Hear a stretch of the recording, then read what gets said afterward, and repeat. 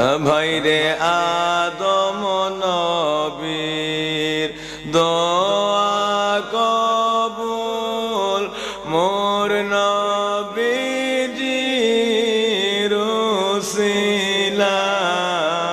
উসিলায় আদম নবীর দোয়া কবুল মোর নবীজির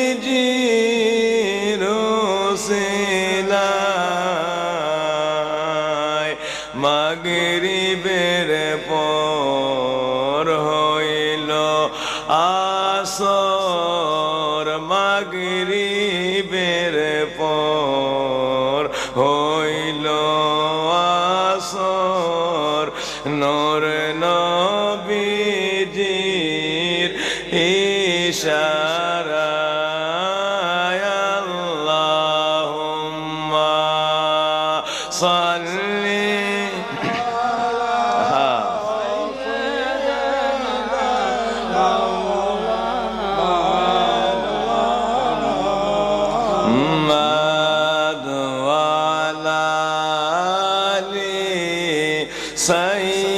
সাইয়্যিদিনা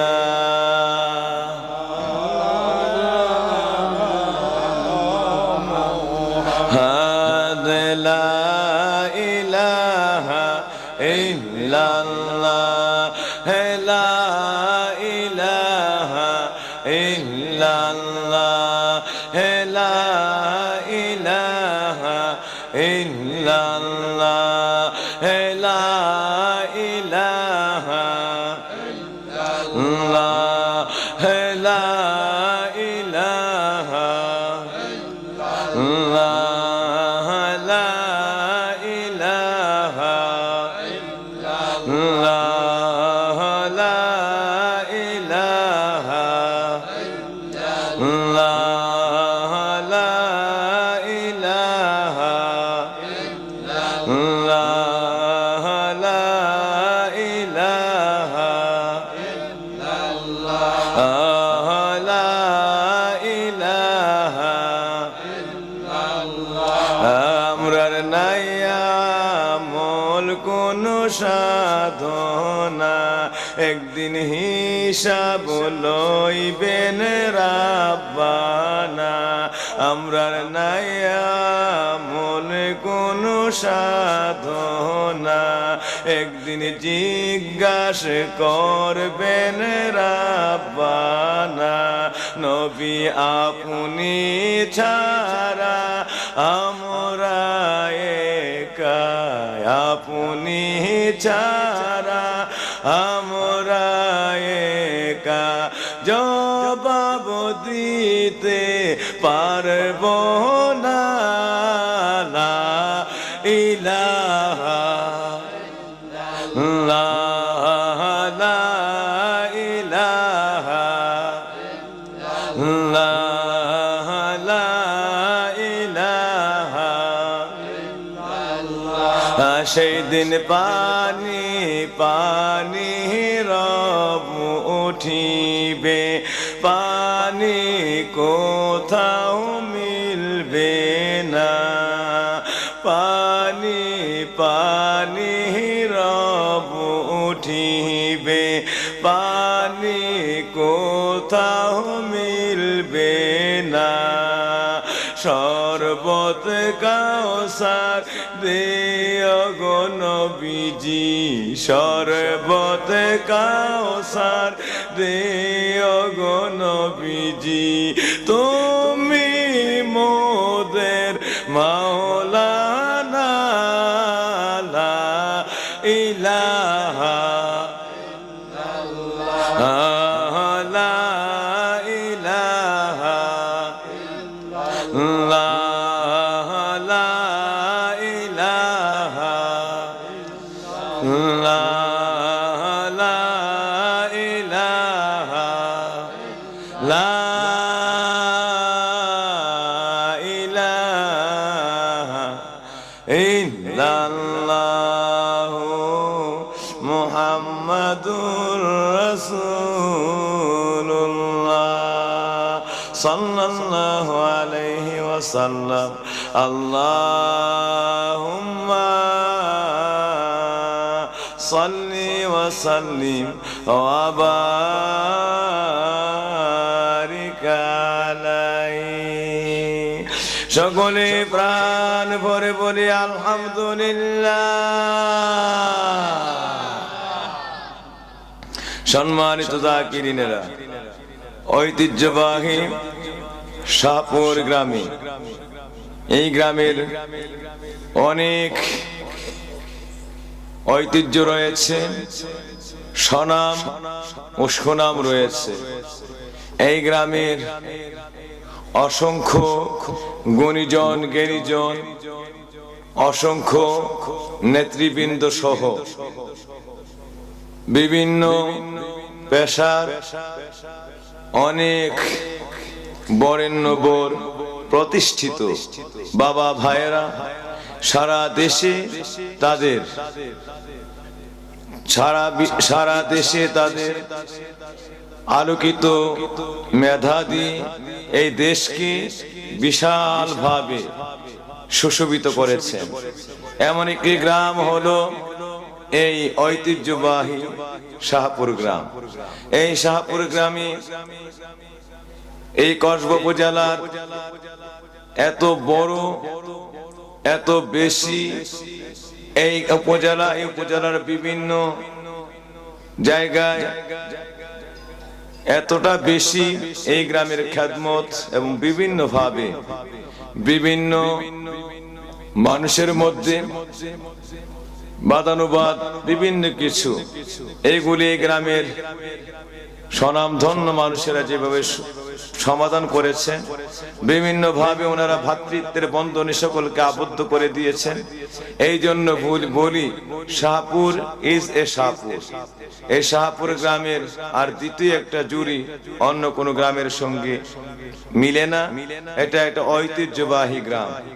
এই গ্রামে আল্লাহ আমাদেরকে আজকের এই মাহফিলে আসার বসার সুযোগ করে দিয়েছেন এবং আমাদের সকলকে এই বিদায় লগ্নে অল্পক্ষণের মধ্যে দোয়া হয়ে যাবে এমন একটা দোয়ার পরিবেশে আমার আল্লাহ আমাদেরকে এই মাহফিলে দোয়া করার মতো, এত শীত কুয়াশার ভিতরে অসংখ্য মানুষকে এই মাহফিলের মধ্যে নবীর প্রেম নিয়ে আল্লাহ বসে থাকার মতো তৌফিক করে দিয়েছেন।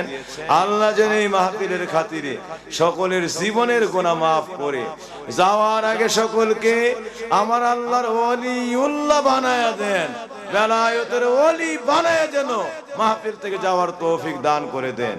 সবাই বলি আমিন, আরো জোরে বলি আমিন। সকলে তো নারা দেন, নারায়ে তাকবীর, আল্লাহু আকবার, নারায়ে রিসালাত, ইয়া রাসূলুল্লাহ, নারায়ে রিসালাত, ইয়া রাসূলুল্লাহ, নারায়ে রিসালাত, ইয়া রাসূলুল্লাহ। শাহপুরের সুন্নি মাহফিল জিন্দাবাদ, জিন্দাবাদ। শাহপুরের সুন্নি মাহফিল জিন্দাবাদ, জিন্দাবাদ। সকলে বলি মারহাবা, মারহাবা, আরো জোরে বলি মারহাবা। আমার বাবা ভাইরা, আমরা অল্প সময়ের মধ্যে দোয়া হবে। এই দোয়ার লগ্নে একটি কথা আল্লাহর কাছে ওয়াদা করে যেতে চাই। আমার আগে ওলামায়ে কেরাম অসংখ্য মূল্যবান ওয়াজ করেছেন। আমি রাত গভীর আপনাদের কষ্ট দিতে চাই না। আমি অল্প সময় দোয়ার মধ্যে চলে যাব। আপনারা যেন একটা সুবর্ণ সময়ের মধ্যেই ইনশাআল্লাহ মাহফিল থেকে গিয়ে একটু বিশ্রাম নিয়ে আবার পরের দিনের বিভিন্ন কাজ কর্ম সবগুলি যথারীতি সুন্দরভাবে পালন করতে পারেন। এরই মধ্যে ফজরের নামাজটাও আপনারা যথা টাইমে পড়তে পারেন। আমরা কি আজকাল ফজরের নামাজ পড়তে চাই? সবাইকে রাজি আছি? কি বলেন, কারা রাজি আছে আজকে ফজর নামাজ পড়তে? আজকে সবাই আল্লাহু আকবার, শুভেচ্ছার স্বাগতম, আল্লাহু আকবার, ইয়া রাসূলুল্লাহ, জিন্দাবাদ, জিন্দাবাদ, আল্লাহু আকবার। সবাই রাজি আছে? হাতটা একটু, হাতটা আরেকবার। আমরা কি আজকে ফজর নামাজ পড়তে চাই কি চাই না? সবাই বলেন চাই কি চাই না? অনেকেই কিন্তু হাত আবার ছোট করে রাখছে। কি নিয়ত বানানো বাবা? এত বড় মাহফিল, সেই সন্ধ্যা থেকে রাত্রে প্রায় 11টা বাজে, এখনো এই রাত্রে এই শীতের রাত্রে 11টা, মানে গরমের দিনে রাত্রে প্রায় 2টা, ঠিক না বে ঠিক? তাইলে প্রায় রাত গরমের দিনে 2টা পর্যন্ত পয়সা রইলেন, এরপরে যদি কোন এখন পর্যন্ত হুজুররা ফজর নামাজ শিখাইতে পারছে না, তাই পুরো মাহফিলটাই ব্যর্থ, ঠিক না বে ঠিক? বলেন তো আমরা আজকে অন্তত ফজরের নামাজটা, এতক্ষণ যে ওলামায়ে কেরাম ওয়াজ করছে, একটা নামাজ আজকে বাড়িতে নিব।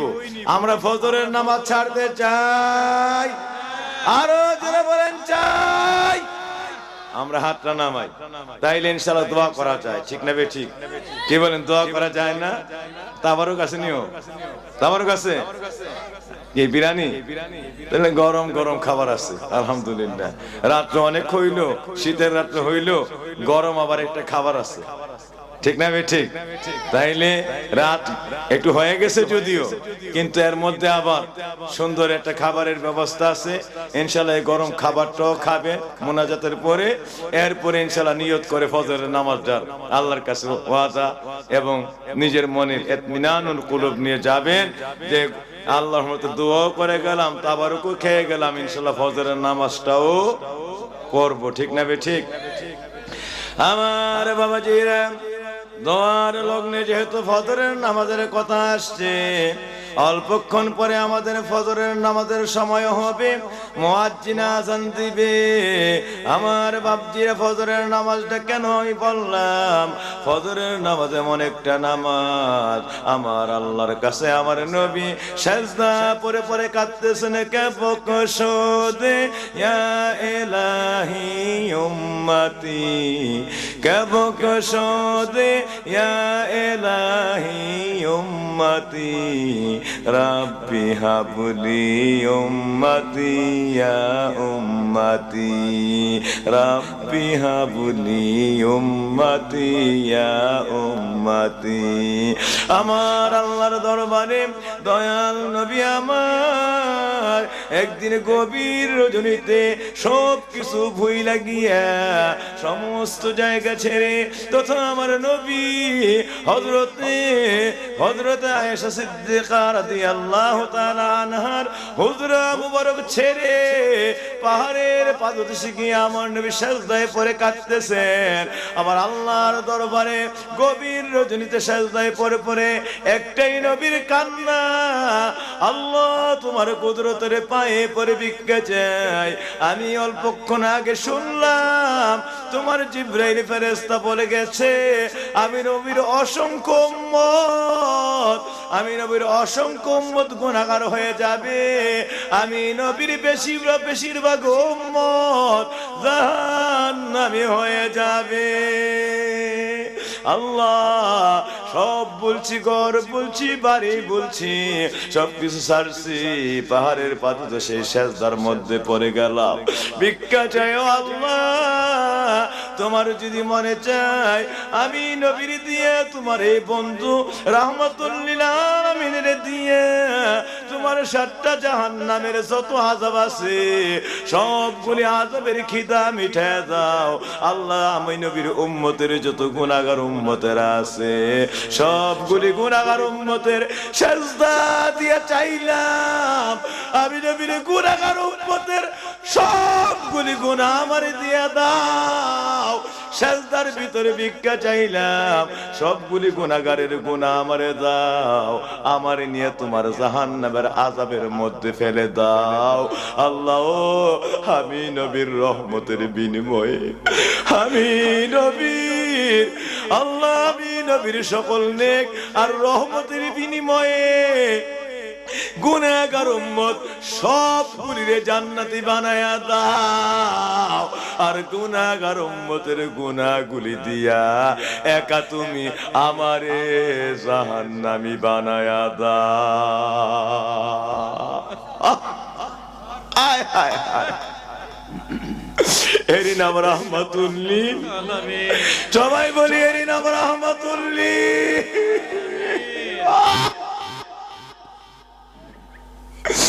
এমন বন্ধু এই দুনিয়ার জগতে আর একটা ও খুঁজা পাওয়া যাবে না। এর নাম হলো দয়াল নবী। এর নাম কি? হায় রে হায়, হায় রে হায়, কি কথাটা বলছে দেখছেন? সেজদার মধ্যে পড়ে কয়, আল্লাহ তোমার কাছে একটা ফরিয়াদ নিয়ে সেজদা দিছি। সেজদাটা হইলো গুনাহগার উম্মতের জীবনে যত গুনাহ আছে এই সেজদার ভিতরে সবটি গুনাহ আমারে দাও। আর আমি নবীর জীবনে যত নেক আছে আর আমার রহমতুল্লিল আলামিন করে বানাইছে যত রহমত আছে সবটি আমার গুনাহগার উম্মতকে দাও, বিনিময়ে গুনাহটি আমারে দাও। এই গুনাহটি দিয়ে আমারে তোমার জাহান্নামের ভিতরে আযাবের গর্তের মধ্যে ফেলে দাও। আর আমার নেকগুলি আর আমি নবীর এই রহমতটা দিয়া সবটি গুনাহগারে তুমি এই মুহূর্তে সাজদার ভিতরে জান্নাতি বইরা কবুল করে নাও। ইয়া রাসূলুল্লাহ, হায় হায় হায় হায় হায়, যেই দিনে একটুখানি নেকের তোরে কাল হাসরের দিনে, একটুখানি নেকের তোরে কাল হাসরের দিনে, বাবা ঘুরবে ছেলের পিছে, ছেলে বাবার আগে, মা ঘুরবে মেয়ের পিছে, মেয়ে মায়ের আগে। একটুখানি নেকের তোরে কাল হাসরের দিনে, বাবা কাঁদবে ছেলের পিছে, ছেলে বাবার আগে, মা কাঁদবে মেয়ের পিছে, মেয়ে মায়ের আগে, মা কাঁদবে মেয়ের পিছে, মেয়ে মায়ের আগে।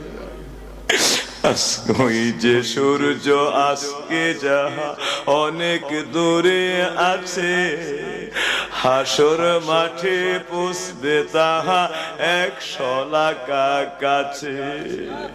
ওই যে সূর্য আজকে যাহা অনেক দূরে আছে, হাসর মাঠে পুষবে তাহা 100 লাখা কাছে। এত কাছে পৌঁছবে বলে লাগবে ভীষণ তাপ, সেই তাপেতে পাইবে সাজা যাহার যেমন পাপ, সেই তাপেতে পাইবে সাজা যাহার যেমন পাপ। গুনাহগারের মাথার মগজ পড়বে গলে গলে, গুনাহগারের মাথার মগজ পড়বে গলে গলে, হাবু ডুবু খাইবে তারা ডুববে গামের জলে, হাবু ডুবু খাইবে তারা ডুববে গামের জলে, হাবু ডুবু খাইবে গামে ডুববে কারো কায়া, হাবু ডুবু খাইবে গামে ডুববে কারো কায়া। নবীর আশিক উম্মত পাবে আরশ তলে ছায়া, নবীওয়ালা উম্মত পাবে আরশ তলে ছায়া, নবীর প্রেমিক উম্মত পাবে আরশ তলে ছায়া। ওই দিন একটুখানি নেকের তোরে ওই হাসরের দিনে, একটুখানি নেকের তোরে কাল হাসরের দিনে, বাবা ঘুরবে ছেলের পিছে, ছেলে বাবার আগে, মা ঘুরবে মেয়ের পিছে, মেয়ে মায়ের আগে, মা ঘুরবে মেয়ের পিছে, মেয়ে মায়ের আগে। আজকে যদি নবীর দুরুদের বীজ বুনে যাও এই কলবের মাঠে, নবীর প্রেমের বীজ বুনে যাও এই কলবের মাঠে, ফলবে ফসল বেচবা তারে কিয়ামতের হাটে, ফলবে ফসল বেচবা তারে কিয়ামতের হাটে। যদি আল্লাহ নামের বীজ বুনে যাও এই কলবের মাঠে, যদি আল্লাহর জিকির জিকিরের বীজ বুনে যাও এই কলবের মাঠে, কসম ফলবে ফসল বেচবা তারে কিয়ামতের হাটে, ফলবে ফসল বেচবা তারে কিয়ামতের হাটে। বাবা নবী আমার ফরমান উম্মতেরা রে, ও আমার উম্মতেরা, আমার আল্লাহ আমারে জানায় দিয়েছে ইন্নাল্লাহ আশতারা আমওয়ালাল মুমিনিনা বিআন্না লাহুমুল জান্নাহ। ও নবী আমার, নবী গো এইভাবে উম্মতি উম্মতি করে কাঁদতেন, উম্মতি উম্মতি করে। হায়রে আমি দেখলাম একটা নবী শুধুমাত্র আদম থেকে আমার 2,24,000 পয়গাম্বর, কোন নবীরে দেখলাম না এইভাবে সাজদায় পইরা জীবনে উম্মতি উম্মতি কইরা 3 রাত্র 7 দিন 7 রাত্র, মাসের পর মাস, দিনের পর দিন খানা নাই, ঘুম নাই, নিদ্রা নাই, চোখের পানিতে সাগর হয়ে যায়, এরপরও উম্মতি করে এই কান্না, চোখের পানি চোখ থেকে বন্ধ হয় না। আমার বাবাজিরা, ও দয়াল নবী আমার, নবী গো যেই উম্মতের জন্য উম্মতি উম্মতি কইরা গভীর রাত্রে চোখ গুলিরে আপনি প্রশান্ত মহাসাগরের মতো আপনি সাগর বানায় দিচ্ছে, শুধু গড়ায় গড়ায় গড়ায় গড়ায় গড়ায় গোনা আপনার চোখের পানি সেজদার জায়গা বিচ্ছে, সেজদার জায়গার পরে মরুভূমির বালিগুলি সিক্ত হইয়া আবার সামনের দিকে পানিগুলি গড়ায় গড়ায় ছুটছে। কেমন কান্না আপনার চোখের মধ্যে গো, আর সারাক্ষণ আপনার জবানের মধ্যে একটাই বলি, আল্লাহ তোমার কাছে ভিক্ষা চাই, আমার দিয়া তোমার সব গুলি জাহান্নাম রে পূর্ণ কইরা দিও, কিন্তু ভিক্ষা চাই আল্লাহ উম্মতের সব গুনাহগুলিও আমারে দিও। আল্লাহ তোমার যতক্ষণ মন চাই সব শাস্তি, সব আযাব, জাহান্নামের যত প্রকার তোমার আযাব বানাইছো সবগুলি আমার জন্য সেজদার ভিতরে বাজেট করে দাও।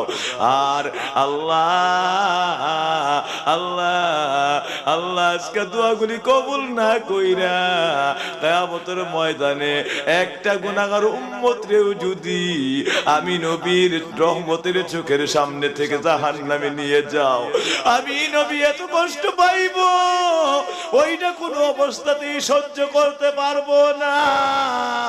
ওই দৃশ্যটা আমি কশ্চিন কালেও আমি অন্তরাত্মাকে মানাইতে পারবো না। আল্লাহ ভিক্ষা চাই একটা গুনাহগার উম্মতকে হাসরের ময়দানে আমি নবীর রহমতের চোখের সামনে থেকে জাহান্নামে নিয়া আমি নবীর মায়ার কলিজার মধ্যে আগুন জ্বালায়া দিও না আল্লাহ, বরং আমারে দিয়ে সব জাহান্নাম পূর্ণ করে দাও, এতে আমার আপত্তি নাই, কিন্তু একটা গুনাহগার আমার চোখের সামনে থেকে জাহান্নামে নিয়া আমি নবীর মায়ার কলিজার মধ্যে, রহমতের কলিজার মধ্যে আগুন জ্বালায় দিও না। আমার বাবাজিরা, ওহদের জমিনে দাঁত ভেঙে গেছে, মাথার হেলমেট ভেঙে কাফের বেদিনের তীর নবীর বেইনের মধ্যে ঢুকে গেছে। হযরত আলী পাগল হয়ে গেছে এই তীর কেমনে খুলবে। এমন সময় হযরত আলী দন্ত মুবারক দিয়ে চাপ দিয়া এই তীরটা খুলতে চাইলে প্রথম হাত দিয়ে চেষ্টা করছে, নবীজি আলী রে কলজা ফাইটা যায়, আলী কলজা ফাইটা যায়, আলী ডাকতে আর টানতিস না, বেইনের ভিতরে এই তীরকে আটকে গেছে। হযরত আলী দেখলেন অবস্থা ভয়াবহ, রক্ত বন্ধ হয় না, ফিনকি মেরে রক্ত পড়তেছে, উম্মতি উম্মতি করে কাঁদতেছে। এমন সময় হযরত আলী নিজের একটু যেন নবীর মতো কষ্ট না দেয়, কষ্ট তো ছায়াই ছাইয়ে গেছে সারা মাথা সারা দেহ। এরপরে আলী এই তীর খুলতে গিয়ে টান দিলিনি, এই লোহার করা মাথার ভিতরে ভিতরে ঢুকে গেছে। তীর ঢুকে দুই দিকে একটা করা আছে, করার নবীর খুলির ভিতরে আটকে গেছে। তীর আর ভার করতে পারে না, মাথার খুলি সহ বের হয়ে যেতে চায়। আল্লাহু আকবার। উম্মত রে উম্মত, কি কষ্ট করছে উম্মতি উম্মতি কইরা আমার বাবাজিরা। এবার যখন আলী হযরতে রাসূল আকরামের মাথা থেকে তীরটা জোর করে একটু মানে নবী যেন কষ্ট না পায়, নিজের মধ্যে কষ্টর চাইপা নিয়া দাঁতে ওই তীরটা চেপে জোর করে দাঁতের ভিতরে কষ্টে প্রাণ দিছে। নবীর পবিত্র মাথা থেকে তীরটা বের হইছে, নবীর মাথা থেকে তীরটা বের হইছে। ওই টানের চোটে সঙ্গে সঙ্গে আলীর সামনের দাঁতগুলি ভেঙে যায়। আমার বাবাজিরা, সামনে দাঁতগুলি আলীর ভেঙে যায়। এমন সময় এই লোহার তীর যখন ঢুকে আসে, হযরত আলী বের করার চেষ্টা করতেছে। এমন সময় আমার নবীর দাঁতগুলি যখন ভেঙে গেছে এই কাফের বেদিনের আঘাতে, হযরত জিবরাইল সহ্য করতে পারে না। আমার আল্লাহর ডাক দিয়া কয়, আল্লাহ ও আল্লাহ, তুমি কেমনে সহ্য করো? আমি জিবরাইল সিদরাতুল মুনতাহা থেকে নজর কইরা আমার কলজারা পর্যন্ত ফাইটা যাচ্ছে, আমি পারি না। এই উহুদের এই বিষাক্ত এই ভয়াবহ ঘটনা দেখে তুমি কেমনে সহ্য করো? আল্লাহ, যার খাতিরে তো দুনিয়া বানাইলা, যার খাতিরে তোমার সারা জগৎ সাজাইলা, যারে বন্ধু বানাইয়া তুমি নিজের আল্লাহ লা শারীকা লাহুর প্রকাশ করলা, আর ওই নবীর রূপে আজকে আল্লাহ মাথা মোবারক ভাঙ্গিয়া ভিতর বেইনের মধ্যে এইভাবে তীর ঢুইকা গেছে, লোহার কড়াগুলি আটকায় গেছে, দাঁতগুলি ভাঙ্গা গেছে। আল্লাহ আল্লাহ উহুদের জমিনে কায়েত হয়ে নই পইরা গেছে, কেমনে সহ্য করো? আল্লাহ কই, জিবরাইল আমি পারি না, আমিও মন চাই তুই যেমনে কষ্ট পাস এর চাইতে বড় কষ্ট আমার করে যায়। আমার মন চাই রে পুরা উহুদ পাহাড়টারে দিয়া আমি পুরা জাতিগুলির উপরে পাহাড়টা আশ্রে মেরে গোটা জমিনের মধ্যে পুরা উহুদের জাতিগুলির আমি নিশ্চিহ্ন করে মাটির মধ্যে দফে করে দেই, ডুবাইয়া দেই, দাবাইয়া দেই, চুরমার করে ফেলে, নিঃশেষ করে ফেলি। কিন্তু পারি না। আমি কেন পারি না? একবার আমার নবীর কাছে গিয়া জিজ্ঞাসা কর, কেন আমি পারি না? তুই যে আমারে প্রশ্ন করিস আমি কেন সহ্য করি, আমি কেন পারি না? আমার নবীর কাছে গিয়ে জিজ্ঞাসা কর। যা তোরে পাঠাইলাম আজকে উহুদের এই ভয়াবহ অবস্থায়, তোরে পাঠাইলাম, তুই যা আমার নবীর কাছে, তুই গিয়ে জিজ্ঞাসা কর কেন আমি পারি না। তোর কাছে প্রশ্ন, আমি আল্লাহ কঠোর, আমি আল্লাহ, আমার মধ্যে দয়া নাই, আমি নির্দয়, তুই বলতে চাস এই কথা আমি কেমনে সহ্য করি? এই এত বড় অত্যাচার, জালেমদের এত বড় জুলুমের পরে, কিন্তু আমি কিরে পারি না। আজকে তোরে তুই জানতে চাই, তুই আমার নবীর কাছে যা। হযরত জিবরাইল সেকেন্ডের মধ্যে উহুদের জমিনে হাজির। আয়েশা দেখে আমার নবী কায়েত হয়ে পড়ে রইছে, দাঁতগুলি ভেঙে গেছে। আমার নবী মুখ মুবারক, মাথা মুবারক দিয়ে গড়াইয়া গড়াইয়া একদম স্রোতের মতো রক্তগুলি জমিনের মধ্যে পড়তেছে। আর হযরতে আলী দাঁত চাপ দিয়া ধরে এই কড়া খোলার জন্য চেষ্টা করতেছে। আমার নবী আর চিৎকার করে কাঁদতেছে, আলী রে জোর করে টান দিস না, কলিজা পর্যন্ত ছিঁড়ে যায়। এমন সময় হযরত জিবরাইল আয়েশা কয়, ইয়া রাসূলুল্লাহ, ইয়া হাবিবাল্লাহ, আপনার কাছে আপনার কদম মুবারক ভিক্ষা চাই, আর সইতে পারি না। সপ্ত আসমানের উপরে চেম্বারে সিদরাতুল মুনতাহায় থাকতে পারি না। আল্লাহর কাছে বলছিলাম, আল্লাহ কেন তুমি উহুদ পাহাড়টা দিয়ে জাতিগুলির একবার দফে করে দাও না, উল্টায় দাও না, কেমনি তুমি নিঃশেষ করে দাও না। আমার আল্লাহ কই, তুই যা গিয়া আমার নবীর প্রশ্নটা কর। আমার দয়াল নবী, আমার বন্ধু কি উত্তরটা দে, তুই গিয়া শোন কেন আমি পারি না। কি কয়েকটা মিনিট কষ্ট হইব? কেন আমি পারি না তুই গিয়ে একটা বার শুন। আমি আর তোরে উত্তর দিতে পারতাম না, তুই গিয়ে প্র্যাকটিক্যাল আমার নবীর কাছে তুই নিজে শুন। এবার হযরত জিবরাইল আমার নবীর সামনে দাঁড়াইয়া যখন চিৎকার করে কেঁদে উঠলেন, ইয়া রাসূলুল্লাহ, ইয়া হাবিবাল্লাহ, আল্লাহর প্রশ্ন করলে আমি যখন কাঁদতে থাকি সহ্য করতে পারি না। আবার আল্লাহর কাছে যখন আমি ফরিয়াদ করছি, আল্লাহ এই মুহূর্তে উহুদের সবগুলি জাতির তুই মাটির মধ্যে এই উহুদ পাহাড়টা দিয়া এমন একটা আসার দাও গোরাজ গোটা জমিনটা পর্যন্ত ডাবায়া দাও, জাতি নিশ্চিহ্ন করে দাও। আল্লাহ কই তুমি যাও, কেন আমি পারি না? আমার নবীর গিয়ে জিগাও, ইয়া রাসূলুল্লাহ এই জন্য আমি আসছি, আপনি হুকুম দেন, আমি আর সইতে পারি না, আমি আর এই সিনারি আর সহ্য করতে পারি না, আপনি হুকুম দেন, আমি এই মুহূর্তে উহুর পাহাড়টারে আমি আঙ্গুলের একটা ইশারায় আমি 70 গজ মাটির উপরে নিয়ে যাব, একটা আমি আসার দিব, গোটা জাতি সব আছে মাটির 70 গজ মাটির নিচে সব দফে হয়ে যাইব, আপনি আমার হুকুম দেন ইয়া রাসূলুল্লাহ, আমি আর সইতে পারি না। এই দাঁত মুবারক শহীদ হয়ে গেছে, দাঁত গুলি ভেঙে গেছে, লোহার করা মাথার পবিত্র খুলি ভেঙে বেইনের মধ্যে গিয়ে করা ঢুকে গেছে, এই তীর ঢুকে গেছে। ইয়া রাসূলুল্লাহ, ও নবী আমার একটু বলেন না এই দাঁতের ব্যথাটা কেমন লাগতেছে, বলেন না এই মাথা ভাঙার ব্যথা, এই ব্রেইনের মধ্যে তীর ঢুকে গেছে, এই ব্যথাটা কেমন লাগতেছে? আমি তো আর সইতে পারি না, বরদাস্ত করতে পারি না, আর সইতে পারি না, আবার একটু হুকুম দে আমি যেন প্রতিকার নেই।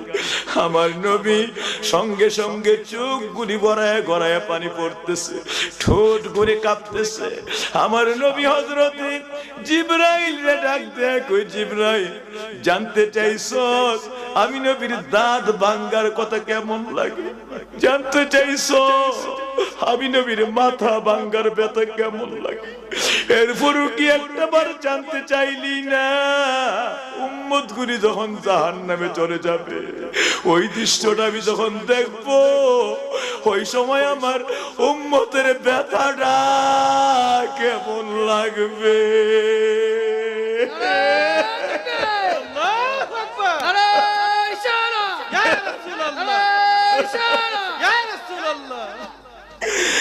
আল্লাহু আকবার, আল্লাহু আকবার। আল্লাহ কই শুনছো জিবরাইল, শুনছো? কি রে পারি না, কে পারি না, তোর কি উত্তরটা দিছে শুনছো? যে জিবরাইল রে দাঁত ভাঙার ব্যথা কেমন লাগে জানতে চাইছস, জানতে চাইছস মাথা ভাঙার ব্যথা কেমন লাগে, কিন্তু একটাবার জানতে চাইলি না আমার উম্মত গুলি জাহান্নামে হয়ে গেলে এই উম্মতের ব্যথাটা আমার মধ্যে কেমন লাগে, কি কষ্ট লাগতেছে, এইটা জানতে চাইলি না। শুধু দাঁত ভাঙ্গা, আমি নবীর এই দান শহীদ হয়ে যাওয়া, মাথা মুবারক শহীদ হয়ে যাওয়া, এইটির ব্যথা জানতে চাইলি, কিন্তু উম্মতের ব্যথার কথা একবার জানতে চাইলি না। জিবরাইল পারি না রে। এরপরও মানুষগুলির হেদায়েতের জন্য আর উম্মতগুলির নাজাতের জন্য দিন রাত উম্মতি করে কাঁদে। কতবার অনুমতি চাইছি, অনুমতি দেন তায়েফের জমিনটারে উল্টায় লাই, অনুমতি দেন উহুদের জমিনটারে উল্টায় লাই, হাতরা বিছায় কাঁদে, আল্লাহুম্মা ইহদি কওমি ফা ইন্নাহুম লা ইয়ালামুন। আল্লাহ আমার উপরে অত্যাচার দেখা এই জাতির তুমি গজব দিয়া মাটির নিচে দফে করে দিও না আল্লাহ, যদি দফে করে দাও মাটির নিচে দাবায়া দাও, আগামীকাল আমি দিনের দাওয়াতটা লয়া কার দরজায় গিয়া দাঁড়াইব?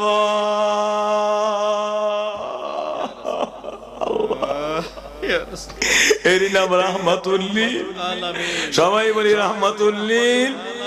ওই নবী আমার উম্মতি করে কাঁদতেছে, আল্লাহ সইতে পারি না, আমার উম্মতের জন্য তুমি সব জাহান্নাম হারাম করে দাও, সব জাহান্নাম হারাম করে দাও। চিৎকার করে করে সিজদার মধ্যে কাঁদতেছে।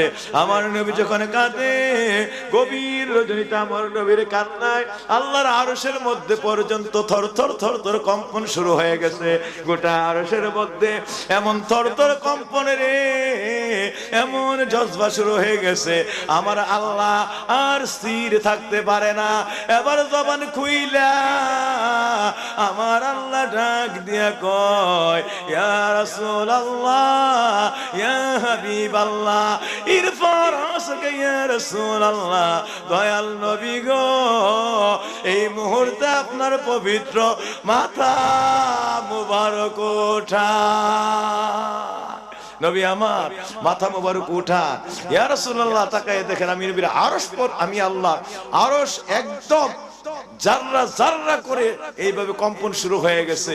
অল্পক্ষণ যদি আপনি আর সাজদার মধ্যে এইভাবে কাঁদেন, মুহূর্তের মধ্যে আমরা আরশ ভেঙে খান খান হয়ে যাবে। আরশ পর্যন্ত আপনার ব্যথায়, আপনার কন্দনে আরশের মধ্যে জজবা শুরু হয়ে গেছে, কান্নার রোল পড়ে গেছে।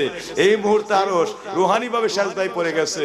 আমি যেন তাড়াতাড়ি করে আপনি যা চান তা দেওয়ার জন্য আপনাকে শান্ত করি, নাইলে আরশে কখনো আর আরশ থামবে না। আরশের মধ্যে কম্পন, আরশের মধ্যে এইভাবে জিলজাল শুরু হয়ে গেছে। ইয়া রাসূলুল্লাহ, আপনি অনুগ্রহ করে মাথা মোবারক উঠান। ইরফা রাসাকা ইয়া রাসূলুল্লাহ, আপনার মাথা মোবারক উঠান। নবী আমার মাথা উঠায় না, কাঁদতেছে কাঁদতেছে। আল্লাহ, ও মেহেরবান আল্লাহ, রাব্বি হাবলি উম্মতি, আল্লাহ গো আমার গুনাহগার উম্মত রে বাঁচা, গুনাহগার উম্মত গুলি রে বাঁচা। হায় রে, সাজদা একটাই কান্না, গুনাহগার উম্মত রে বাঁচা। আমার নবীকে আমার আল্লাহকে ইয়া রাসূলুল্লাহ, ইয়া হাবিবাল্লাহ নেন। আমার আল্লাহ ডাক দিয়া বলেন, আমি আল্লাহ রাব্বুল আলামিন মেরাজের রজনীতে আপনার জন্য এই পবিত্র নিয়ামতটা অনেক আগের থেকে বাজেট করে নিয়েছিলাম। ইয়া রাসূলুল্লাহ, এই পবিত্র মেরাজে আর আপনার কান্নায় আমি আল্লাহ আপনাকে এই পেয়ালাটা উপহার করে দিলাম।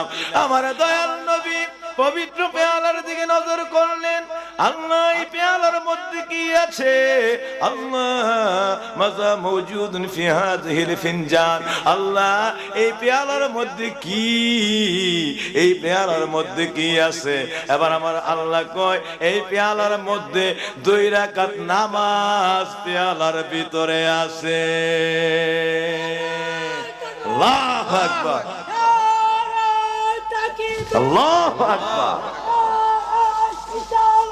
ইয়া রাসূলুল্লাহ, আমরা আছি সেখানে, আমরা আছি সেখানে। আল্লাহু আকবার, জিন্দাবাদ জিন্দাবাদ জিন্দাবাদ, আল্লাহু আকবার। সকলে বলি মারহাবা, আরো জোরে বলি মারহাবা। আমার বাবাজিরা, আমার আল্লাহর কাছে নবী যখন বলছে পেয়ালার মধ্যে কি আছে, আমার আল্লাহ কয় পেয়ালার মধ্যে 2 রাকাত নামাজ। আমার নবী আবার জানতে চায়, আল্লাহ এইটা আবার কেমন নামাজ? পেয়ালার মধ্যে আপনি সংরক্ষণ করে রেখেছেন। আল্লাহ কয়, ইয়া রাসূলুল্লাহ, এইটা হলো সারা মানবের, সারা জগতের মানবের, সারা মানবের সমস্ত বাশারের আদি পিতা, এই সমস্ত বাশারের আদি পিতা নবী আদমের নামাজ। আল্লাহর কাছে আল্লাহ কয়, আমার নবীজি রে, এই পেয়ালার মধ্যে 2 রাকাত নামাজ। নবীকে আল্লাহ, এটা কেমন নামাজ? এটা সারা জগতের বাশারের পিতা অর্থাৎ মানবের পিতা আদমের নামাজ। আল্লাহ, আদমের নামাজ আমি কি করব? নবী কয়, আল্লাহ আদমের নামাজ দিয়ে আমি কি করব? আল্লাহ কয়, আমি আপনার উম্মতের জন্য এই নামাজটারে ফরজ করে দিছি। আরে আল্লাহ, আপনি কি বলেন? কি নামাজ ফরজ করলে? এটা কেমন নামাজ? আমার নবী আল্লাহকে জানতে চায়, এটা কেমন নামাজ? আমার আল্লাহ কয়, ইয়া রাসূলুল্লাহ, আপনি জানতে চাইলেন কেমন নামাজ? ও আমার হাবিব,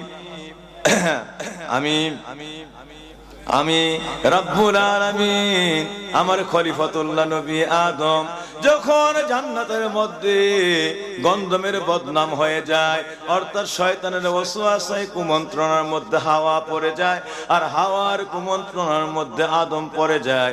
ওই সময়ে যখন পদস্খলন হয়ে যায়, আমি আল্লাহ তাদেরকে জান্নাত থেকে বের করে দিলাম।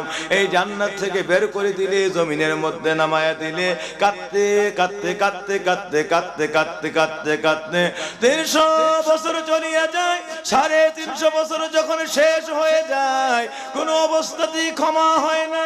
ও নবী আমার, এই নবী আদম দুনিয়ার জমিনে যখন এই পাঠায়া দেয়, তখন ছিল গভীর রাত্রের ঘনঘটা অন্ধকার। এই গভীর রাত্রের ঘনঘটা অন্ধকারে আমি আল্লাহর দরবারে এমন ভাবে কাঁদতে লাগলেন, তার সামনে একদিকে বাঘ, আরেকদিকে ভাল্লুক, আরেকদিকে সিংহ, আরেকদিকে ভয়ঙ্কর প্রাণীরা, আরেকদিকে সাপ, সরণ দ্বীপের মধ্যে ভয়ঙ্কর এক আতঙ্কের মধ্যে পড়ে গেল। হঠাৎ করে যখন সরণ মধ্যে নামায় দেই, তাকেই দেখলো একদিকে সাপ হা করে আছে, সিংহ হা করে আছে, বাঘ হা করে আছে। এইভাবে সিংহ, বাঘ, ভাল্লুক থেকে শুরু করে ভয়ঙ্কর প্রাণীরা জান্নাতের মধ্যে ভয়াবহ বিপদ নবী আদম কোনোদিন দেখে নাই। চতুর্দিকে নূরে ঝলঝল করত। যখন দুনিয়াতে স্মরণ দ্বীপে গভীর রজনীর মধ্যে আমি পাঠিয়ে দেয়, জান্নাতের মধ্যে রাত দেখে নাই, জান্নাতের মধ্যে কোনো রাত ছিল না। এই দুনিয়ার জমিনে আইসা দেখে এই রাতের গভীরে সারা জগতের মধ্যে মনে অন্ধকার, হাত মেললে হাত দেখা যায় না। এর মধ্যে একদিকে বাঘ, আরেকদিকে ভাল্লুক, আরেকদিকে সিংহ হা করে আছে তাকে খেয়ে ফেলার জন্য। এই ভয়ঙ্কর আযাব দেখা, এই ভয়ঙ্কর বিপদ দেখা আদম এমন ভাবে চিৎকার করে উঠলো, হাউমাউ করে উঠলো, আল্লাহ নিশ্চয় আমার মতো অপরাধী বুঝি আর কেহ নাই। আল্লাহ এমন ভয়াবহ অপরাধ যার কারণে বুঝি এত অসন্তুষ্ট হয়ে গেছো, এত কষ্ট পাইছো, নিশ্চয়ই তোমার মনে বড় আঘাত দিচ্ছি, কিন্তু আমি যার সইতে পারি না এমন বিপদ আল্লাহ। আমি এদের দিকে তাকাইলে কলজা পর্যন্ত কেঁপে উঠে। বাঘ একবার হা করে আসে, মনে হয় মুহূর্তের মধ্যে আমার খেয়ে ফেলবে। সিংহ মনে হয় আমাকে এই মুহূর্তে ঘাড় মটকে ফেলবে। আল্লাহ এমন ভয়াবহ বিপদ আমি জান্নাতে দেখি নাই। আল্লাহ তুমি আবার বাঁচাও, আল্লাহ তুমি আবার বাঁচাও। এই অন্ধকারের মধ্যে আমি কি করব আল্লাহ? আল্লাহ আমি কি করব? তোমার মনে অনেক আঘাত দিয়ে ফেলেছে, সীমা লঙ্ঘন করে ফেলেছি। আল্লাহ ইচ্ছাই করি যাই, অনিচ্ছায় আল্লাহ প্ররোচনায় পড়ে গেছি। ও আল্লাহ তুমি বাঁচাও। চিৎকার করে যখন কাঁদতেছে, আল্লাহর একটু মায়া হয়েছে। আদম হঠাৎ করে তাকায় দেখে দুনিয়াটার এই অন্ধকার কাইটা পূর্ব আকাশ থেকে আফসা আফসা একটু আলো দুনিয়ার দিকে দেখা যায়। সকলে বলি মারহাবা, আরো জোরে বলি মারহাবা। আল্লাহু আকবার, আল্লাহু আকবার। আল্লাহ হযরত আদম দেখতেছে পূর্ব আকাশে হঠাৎ একটু আফসা আফসা একটু আলো আলো, মানে একটু সুবহ সাদিকের আলো আলো ভাব। নবী আদম দুনিয়াতেই প্রথম, তিনি জানেন না এর মধ্যে দিন আছে, এর মধ্যে রাত্র আছে, কারণ ওনার মধ্যে কোনো জানা নাই বিকাল আছে, সন্ধ্যা আছে, গভীর রজনী আছে। আদম যখন দুনিয়াতে আসে তখন ছিল রাত্র। তিনি জান্নাতের মধ্যে কোনো রাতও দেখে নাই, জান্নাতের মধ্যে ডিরেক্ট কোনো এই দিনের আলোর মতো আলো দেখে নাই। মুত্তাকিনা লা ইয়ারাউনা ফিহা শামসা ওয়ালা জামহারিরা, না জান্নাতে সূর্যের আলো আছে, না জান্নাতের মধ্যে রাতের অন্ধকার আছে। নবী বলেন জান্নাতের মধ্যে আল্লাহ মুমিনের চেহারার মধ্যে একটা ইমানি নূরের লাইট থাকবে, নবীর প্রেমের লাইট, নূরের লাইট। এইটা প্রত্যেক সেকেন্ডে কোটি কোটি কালার ধরবে। তার চেহারার এই কপালের নূরের আলোতে সারা জান্নাত জলজল জলজল জলজল করে ঝিকমিক করে আলোকিত হয়ে থাকবে। এমন আলো সেকেন্ডের মধ্যে আলো কোটি কোটি কালার জান্নাতের মধ্যে পাল্টাইতে থাকবে। সুবহানাল্লাহ। এমন নূরের আলো, এই চেহারার ইমানের নূর আমরা চাই কি চাই না? সবাই বলি চাই কি চাই না? আরো জোরে বলি চাই কি চাই না? যদি চাই তাইলে আমার দয়াল নবী লাগবে, নবীর প্রেম লাগবে। এইটা নবীর প্রেম, নবীর ঈমান থেকে ওইটা হাসিল হবে। নবী ছাড়া কোনো বান্দা জান্নাতে ঢুকতেও পারবে না, আর নবী ছাড়া জান্নাতের নূরের লাইটও পাওয়া যাবে না। যে জান্নাত হ্যাজ নো লাইট, জান্নাতের মধ্যে নিজস্ব কোন আলো নাই। জান্নাতের মধ্যে আল্লাহ কোন রুমে কোন জান্নাতের কোথাও কোনো আলো নাই। তাইলে আলোটা কি? নবীজি বললেন জান্নাতের আলো হলো প্রত্যেক মুমিনের, যে আমি নবীরে মানছে, ঈমান আনছে, এই ঈমানি নূরের একটা লাইট তার কপালে থাকবে, প্রত্যেকের কপালে সেজদার স্থানে। ওইটা সেকেন্ডের মধ্যে কোটি কোটি কালার ইচ্ছা করলেই এটা এমন এমন তীব্র সাদা শব্দে আলোতে পরিণত হয়ে যাব। আবার ডিম লাইটে আবার কোটি কোটি কালার পাল্টে থাকবে। গোটা মুমিনের এই চেহারা এই নূরের তাজাল্লিতে, এই কপালের নূরের তাজাল্লিতে গোটা জান্নাত জল জল জল জল জল জল করে আলোকিত হয়ে থাকবে। সুবহানাল্লাহ। সুতরাং নবীর এই প্রেমের নূরের, ঈমানি নূরের লাইট, এটা চাই কি চাই না? আরে সবাই বলে চাই কি চাই না? আরো জোরে বলে চাই কি চাই না? নারে তাকবীর, নারে রিসালাত, নারায়ে রিসালাত। আমার আল্লাহ বলেন যদি পাইতে হয় তাইলে নবীর প্রেম লাগবে। ঠিক। কার প্রেম লাগবে? নবীর প্রেম লাগবে। আরো জোরে কার প্রেম লাগবে? নবী ছাড়া এটা পাওয়ার দ্বিতীয় ডিফেন্ডার, বিকল্প কোন রাস্তা, আরো জোরে রাস্তা নাই। এই জন্যই গজলের মধ্যে বলছেন আল্লাহু আকবার, জান্নাতের রুমে রুমে লেখা নবীর নাম, হায়রে জান্নাতের রুমে রুমে লেখা নবীর নাম, বাইরে রহমতে আলম নূরে মুজাসসাম, সাহাবারা আতর বানায় ওই নবীজির ঘাম, ও ভাই সাহাবারা আতর বানায় ওই নবীজির ঘাম, ও ভাই সাহাবারা আতর বানায় ওই নবীজির ঘাম, বন্দা সাহাবারা আতর বানায় ওই নবীজির ঘাম। সকলে বলি মারহাবা। আমার বাবা জিরা আমার আল্লাহর কাছে আমার নবীর কথোপকথন, এমন সময় আল্লাহ আমার নবীর নিজের জবানে পবিত্র জবানে জানাইতেছে, আদম যখন এত কান্না এত চিৎকার চোখের পানিতে আমি আল্লাহর কাছে লুটায়ে পড়ছে, সেজদায় লুটায়ে পড়ছে, আদম কাঁদতেছে, আল্লাহ ও আল্লাহ, আল্লাহ ও আল্লাহ, এই গণগটা অন্ধকার আমি কি করব আল্লাহ, নিশ্চয়ই তোমার মনে বড় আঘাত দিছি, আমার দয়া করে তুমি উদ্ধার করে একটু ফায়সালা করে দাও আল্লাহ, তুমি আমার মাফ করে দাও করে চিৎকার করে কান্দে। আল্লাহকে আমার মায়া লাগছে। এমন সময় পূর্ব আকাশ থেকে হঠাৎ করে একটা আলুর ব্যবস্থা করলাম, এই একটু একটু আফসা আফসা আলু, যেটাকে সুবেহ সাদিক, এই গণগোটা রাত্রির অমানিসার অন্ধকার বেয়ে নবী আদম যখন একটা আলু আলু ভাব দেখছে, সঙ্গে সঙ্গে উনি আল্লাহর কাছে আলহামদুলিল্লাহ বলে, আলহামদুলিল্লাহ বলে একটা চিৎকার করে উঠেছে। একটু পরেই থেকে আরেকটু ফর্সা হয়ে উঠতেছে। নবী আদম এক মুহূর্ত দেরি না করে সঙ্গে সঙ্গে শরণদ্বীপের পাহাড়ে, শরণদ্বীপের উঁচু চূড়ার মধ্যে জমিন থেকে 5000 ফুট উঁচা, 5000 ফুট উঁচা ওই শরণদ্বীপের চূড়ার মধ্যে দাঁড়াইয়া আল্লাহু আকবার বলে আমার আল্লাহর কদমে নামাজের মধ্যে দাঁড়ায়া যায়।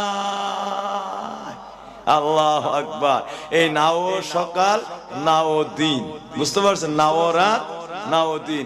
এই সুবহে সাদিকে নবী আদম আল্লাহর দরবারে নামাজের মধ্যে দাঁড়ায়া যায়, শুকরিয়া করে 2 রাকাত নামাজ পড়ছে। কি করে? শুকরিয়া। কি করে? শুকরিয়া করে। আল্লাহর হুকুম না, এটা কিচ্ছু না, নিজে ইচ্ছা করে, নিজে ইচ্ছা করে কয় রাকাত পড়ছে? সামনে পিছনে ডানে বামে সবাই বলতে হবে কয় রাকাত পড়েছে। আরো জোরে কয় রাকাত? 2 রাকাত নামাজ পড়ছে। আর নবীজি আল্লাহ বলতেছে 2 রাকাতের 2টা কারণ ছিল। আমার নবীকে আল্লাহ 2 কারণ কি? একটা কারণ হলো এই যে রাতের ঘনঘট অন্ধকার দেখে আদম খুব ভয় পেয়ে গেছে, জান্নাতে কোনো অন্ধকার দেখে নাই, কিচ্ছু দেখে নাই, দুনিয়ার অন্ধকারে তার আত্মা জড়সড় হয়ে গেছে, ভয়ে আতঙ্কিত হয়ে গেছে, তাই জানতোই না, সে বুঝতোই না দুনিয়ার মধ্যে এই অন্ধকার ছাড়া কিছু আছে। এই অন্ধকারের কারণে নবী আদম ভয় পায়া এই যে আল্লাহর কাছে চিৎকার করছে। সকালে একটু আফসা আফসা আলু দেখা আল্লাহর কাছে শুকরিয়া করে আল্লাহর দরবারে নমিত হইয়া 1 রাকাত নামাজ পড়ছে। আমি আল্লাহ তাকে ঘনঘটা অন্ধকার থেকে মুক্তি দেওয়ার কারণে, রাতের এই ভয়ঙ্কর অন্ধকার কাটাইয়া দিয়া একটু আলুর ব্যবস্থা করার কারণে সে আমি আল্লাহর কাছে শুকরিয়া করে 1 রাকাত নামাজ পড়ছে। আল্লাহ তুমি ওর অন্ধকার থেকে মুক্তি দিলা, সুবহানাল্লাহ। এই ছিল 1 রাকাত নামাজ। আর আরেক রাকাত নামাজ এই ঘনঘটা অন্ধকারের ভিতরে একদিকে সাপ, আরেকদিকে ভাল্লুক, আরেকদিকে ভাগ, আরেকদিকে বনের ভয়ঙ্কর ভয়ঙ্কর প্রাণীরা চতুর্দিকে আদমকে আক্রমণ করেছে খেয়ে ফেলার জন্য। হযরত আদম চিৎকার করে উঠছে, আল্লাহ আমি অবাধ্য বান্দা তোমার, আল্লাহ গো তোমার সীমা লঙ্ঘন করে ফেলেছি, এই জন্য সব প্রাণীরা আমারে খেয়ে ফেলতে চায়। আল্লাহ আল্লাহ ও সব প্রাণীরা আমার দিকে দিয়ে আসছে, আমার প্রতি অসন্তুষ্ট। কেন আমি তোমার কেন সীমা লঙ্ঘন করছি আল্লাহ, তোমার মনে কষ্ট দিছি আল্লাহ। আজকের এই সময় ভিক্ষা চাই আল্লাহ, তুমি আমারে ভিক্ষা দাও, ক্ষমা ভিক্ষা দাও, তোমার কাছে ক্ষমা চাই আল্লাহ। ভিখারির আবেদন তুমি ফেরাইয়া দিও না, জীবনে আর কোনোদিন সীমা লঙ্ঘন করব না। হযরত আদম চিৎকার করে উঠলে আল্লাহ রাব্বুল আলামিন এই ফজরের সময়ে যখন একটু একটু আলোর ব্যবস্থা করেন, সঙ্গে সঙ্গে নামাজে দাঁড়ায় গেলে অনিষ্টকারী যত বস্তুরা আছে নবীজি আদম আল্লাহু আকবার বলে এই তাকবীরে তাহরিমারা বাদলে বাঘগুলি আস্তে করে দৌড় দিয়ে চলে যায়। এই আদমকে ছেড়ে সিংহগুলি চলে যায়, আদমকে ছেড়ে সাপগুলি চলে যায়, আদমকে ছেড়ে ভয়ঙ্কর প্রাণীগুলি চলে যায়। এই মুক্তি ভয়ঙ্কর প্রাণীর অনিষ্টকর আক্রমণ, ভয়ঙ্কর প্রাণীর সাপের এই সুবল, ভয়ঙ্কর এই আক্রমণ থেকে মুক্তি পাওয়ার জন্য নবী আদম শুকরিয়া করে আল্লাহর দরবারে সেজদায় লুটায়ে পড়ে, আল্লাহ তুমি এই বিপদ থেকে আমারে বাঁচাইছো। এক হলো রাতের অন্ধকার থেকে বাঁচাইছে, আর এক হলো ভয়ঙ্কর প্রাণীর কঠিন আক্রমণ থেকে আল্লাহ হেফাজত করছে। এই জন্য শুকরিয়া করে আল্লাহর কাছে 2 রাকাত নামাজ পড়ছে। কয় রাকাত? শুকরিয়া করে কয় রাকাত নামাজ পড়ছে? 2 রাকাত। একটা রাতের অন্ধকার থেকে মুক্তির জন্য, আর একটা ভয়ঙ্কর প্রাণীর বিষাক্ত আক্রমণ থেকে রক্ষা পাওয়ার জন্য। সকলে বলেন আলহামদুলিল্লাহ, আর জোরে বলে আলহামদুলিল্লাহ। এই 2 রাকাত নামাজ আমার আল্লাহ কয় জিবরাইল তাড়াতাড়ি যা, আমার কাছে নামাজটা বড় পছন্দ হইছে, তুই তাড়াতাড়ি যা এই নামাজটা রহমতের পেয়ালার মধ্যে উঠাই রাখ। এই 2 রাকাত নামাজ হযরত জিবরাইল আয়েশা রহমতের পেয়ালার মধ্যে উঠাইলেন, আল্লাহর কাছে নিয়ে গেছে। আল্লাহ কয় জান্নাতের মধ্যে ঢুকো, কাতুন নিয়ামা নামক একটা নিয়ামতের ঘর আছে, ওই নিয়ামতের ঘরের ভিতরে তুমি ঢুকে যাও, ঢুকে এই পেয়ালাটা রাখবা, রাইখা বের হইরা তালা লাগাই দিবা, কেউ যেন ওই রুমের মধ্যে না ঢুকতে পারে। আল্লাহু আকবার। কেউ যেন রুমের মধ্যে না ঢুকতে পারে এটা তুমি তালা লাগাইয়া দাও। আর 5 মিনিট কষ্ট হবে? সবাই বলেন 5টা মিনিট আমরা এই বিষয়টা জেনে ইনশাআল্লাহ দুয়ার দিকে চলে যাব। কি বলেন, চাই কি চাই না? আর জোরে বলে চাই কি চাই না? মহব্বতে বাবাজিরা এত কষ্ট করে এত খরচ করে মাহফিলটা সাজায়, অন্তত একটা বিষয় যদি ইসলামে না জেনে যায় তাইলে আমরা মাহফিল থেকে নিলামটা কি? ঠিক না বে ঠিক? এগুলো কোনো কিচ্ছা কাহিনীর ওয়াজ না, কোন আশ্চর্য আশ্চর্য আমার নবী কাইন্দা কাইতে আল্লাহ তাআলা কি আনছে আপনি আমার জন্য, এই বিষয়ের নসিহত চলছে। মনে আছে সেজদার মধ্যে নবী, মনে আছে না? আল্লাহু আকবার।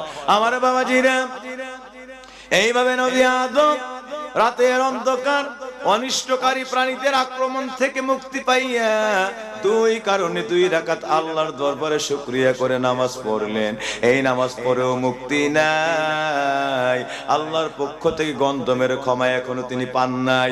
আদম শরণদ্বীপের মধ্যে গড়ায় গড়ায় কান্দে। এই শরণদ্বীপ থেকে হাঁটতে হাঁটতে আরাফার ময়দানের দিকে চলে যায়, আরাফার ময়দানে বৈশা বৈশা কান্দে। 10 বছর 5 বছর চলে যায়, আবার হাঁটা শুরু করে, হাঁটতে হাঁটতে শরণদ্বীপে চলে আসে।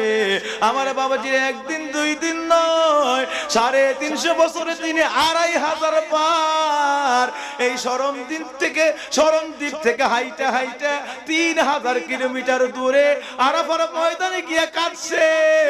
10 বছর 15 বছর কাইটা আবার অস্থির হয়ে পড়লে হাঁটতে শুরু করছে, আবার শরণদ্বীপে চলে আসছে।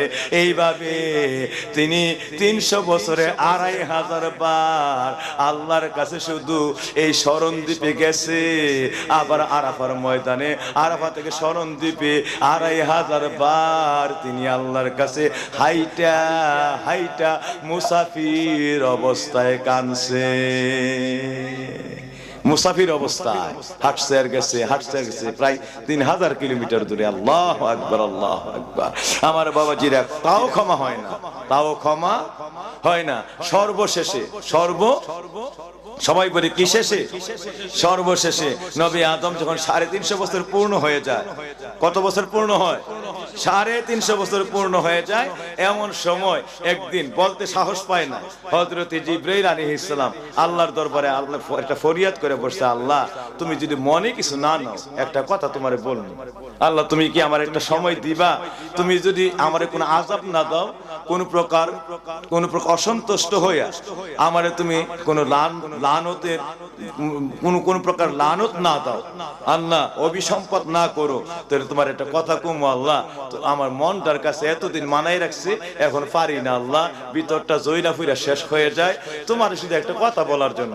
তুমি যদি আমার কোনো গজব দাও তো কইতাম না, আর গজব না দেও যদি, রাগ না হও যদি, অসন্তোষ না হও যদি, একটা কথা বলবো তোমারে। আল্লাহ রে কইতেছে খুব বিনয়ের সঙ্গে হযরত জিবরাইল, আল্লাহ কয় এত বিনয়, এইভাবে অনুমতি নেস, কি বিষয়টা? আল্লাহ আগে কোন না আপনি আমার কোন গজব দিতেন না, কোন রাগ হইতেন না, অসন্তুষ্ট হইতেন না। কাছে আল্লাহ কজা ওয়াদা দিলাম তাহলে কোন গজব দিতাম না।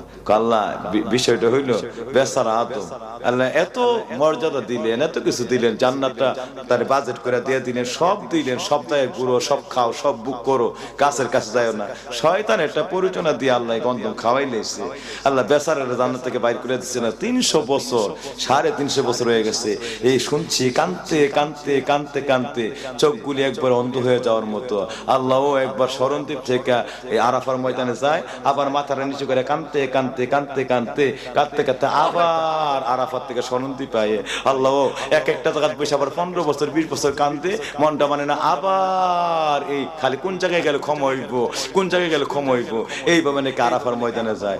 আল্লাহ বেচারার একটু দেখতে মন চায় আল্লাহ, এই পর্যন্ত নাকি একদিন খায়ও নাই।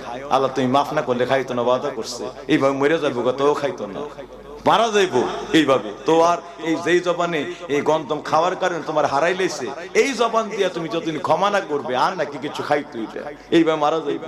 আল্লাহ এই বেচারা 300 বছর কোনো খানা নাই, তুমি যদি একটাবার দয়া করো যে আমি গিয়া বেচারার একটা নজর দেখবো আর চলে আসুন, তুমি কি একটা হুকুম দিবা রাগ না হইয়া যে তার এই আদম একটু দেখে আসার জন্য? কি করে হালি আল্লাহ খেয়ে আসে কোন অবস্থায় দেখার জন্য আমার সুযোগ দিবা? আমার আল্লাহর কাছে বিনয় করিয়া খালি বারবার বারবার অনুমতি চাইতেছে আমার আল্লাহ। এই হযরতে জিবরাইলের করুণ কান্নায় বারংবার অনুমতি চাইয়া করুণ ভাবে কান্দে, আর একটাবার অনুমতি আল্লাহ আল্লাহ একটাবার দিবা দিবা আল্লাহ। আল্লাহ তুমি রাগ হইও না, আল্লাহ তুমি কষ্ট পাইও না, খালি দেখটা না দেখবো আর চলে আসুন। আল্লাহর এই কথাগুলি মায়া লাগছে, আল্লাহর কথাগুলি কি লাগছে? মায়া লাগছে। যা খুব তাড়াতাড়ি চলে আসবা, তুমি এখন যাও, অনুমতি দিলাম, দেখেই চলে আসবে। আল্লাহু সিত্তামিয়াতিন জানাহিন, এই হযরত জিবরাইল 600 পাখা আছে শরীরের মধ্যে, একটা পাখা চাকরানি দিলে তিনি 500 বছরের রাস্তা সামনে যেতে পারেন, একটা পাখা। আর বাকি 599 পাখা এটা নাড়াও লাগে না। আল্লাহু আকবার। তো আসমান থেকে জমিনের দূরত্ব 500 বছরের রাস্তা। কয়শো বছর? 500 বছর। একটা ডানার রাস্তা, বাকি 599 ডানা বাকি থাকে। আল্লাহু আকবার। জিবরাইল খালি পাখাটা একটুখানি এই দিয়ে করছে, ডাপটা এসে সঙ্গে সঙ্গে উনি দুনিয়ার জমিনে হাজির, অনুমতি পেয়ে। তো যেই জায়গায় হাজির হইছে, এখান থেকে হযরত আদম যে জায়গায় আছে আরাফার, ওইখানের দূরত্ব হইল 3 কিলোমিটার। তাফসীর আছে কয় কিলোমিটার? সবাই বলেন কয় কিলোমিটার? 3 কিলোমিটার। যেখানে আদম জিবরাইল আয়েশা পৌঁছে, এখান থেকে আদম 3 কিলোমিটার আছে, যেখানে দুনিয়াতে নামছে আর কি। এমনি আদমের কোন জায়গায় আছে রুট ম্যাপ বের করে ওই জায়গায় চলে যাবে আর কি। আমার বাবাজিরা, আল্লাহর তো কুদরতের খেলা, যেই মাত্র ওই জায়গায় আসছে, এমন ভাবে টর্নেডো, পৃথিবীতে এর আগে কোনো টর্নেডো হয় নাই, হেরিকেন হয় নাই, সাইক্লোন হয় নাই, ঘূর্ণিঝড় হয় নাই।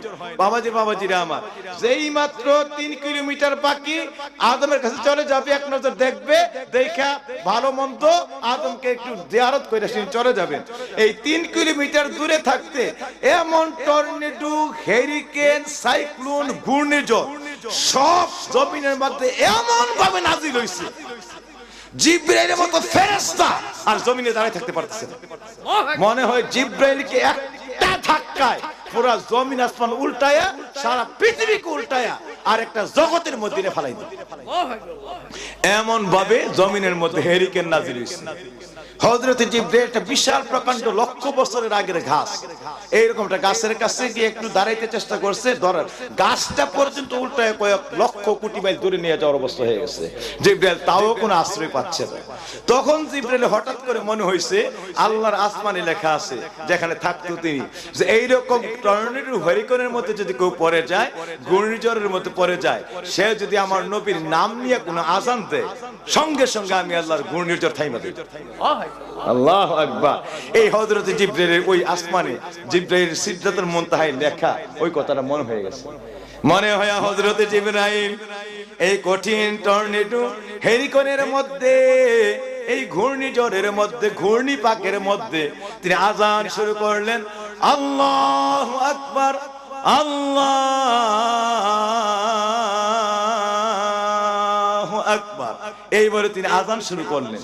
কিতাবের মধ্যে আসছে হযরতে জিবরিল আলাইহিস সালাম যিনি আজান দেয়, এইটাই ছিল পৃথিবীতে সর্বপ্রথম আজান। এর আগে পৃথিবীতে কোনো আজান ছিল? আজান কি জিনিস পৃথিবীর কোনো প্রাণী জানতো না। সমস্ত মাখলুকাতের কাছে আজান অজানা। হযরত জিবরাইল 3 কিলোমিটার দূরে হেরিকেনের ভিতরে আজান দিলেন। প্রথম আজানের বাক্যটা শুরু হইতে একটু এই এত বড় কোটি মাইলের বেগে এই হেরিকেন, টর্নেডো, সাইক্লোন মুহূর্তের মধ্যে একটু এটার গতি কমতে শুরু হইল, কমতে শেষ হয় না। যেই মাত্র বলছে আশহাদু আন্না মুহাম্মাদুর রাসূলুল্লাহ,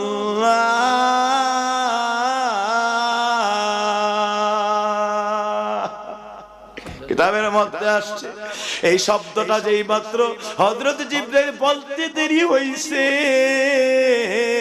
সারা পৃথিবীর হেরিকেন, টর্নেডো, সাইক্লোন, ঘূর্ণিঝড় একটা সেকেন্ডের মধ্যে আমার আল্লাহ জমিন থেকে গায়েব করে উঠায়া নিতে দেরি হয় না। আল্লাহু আকবার।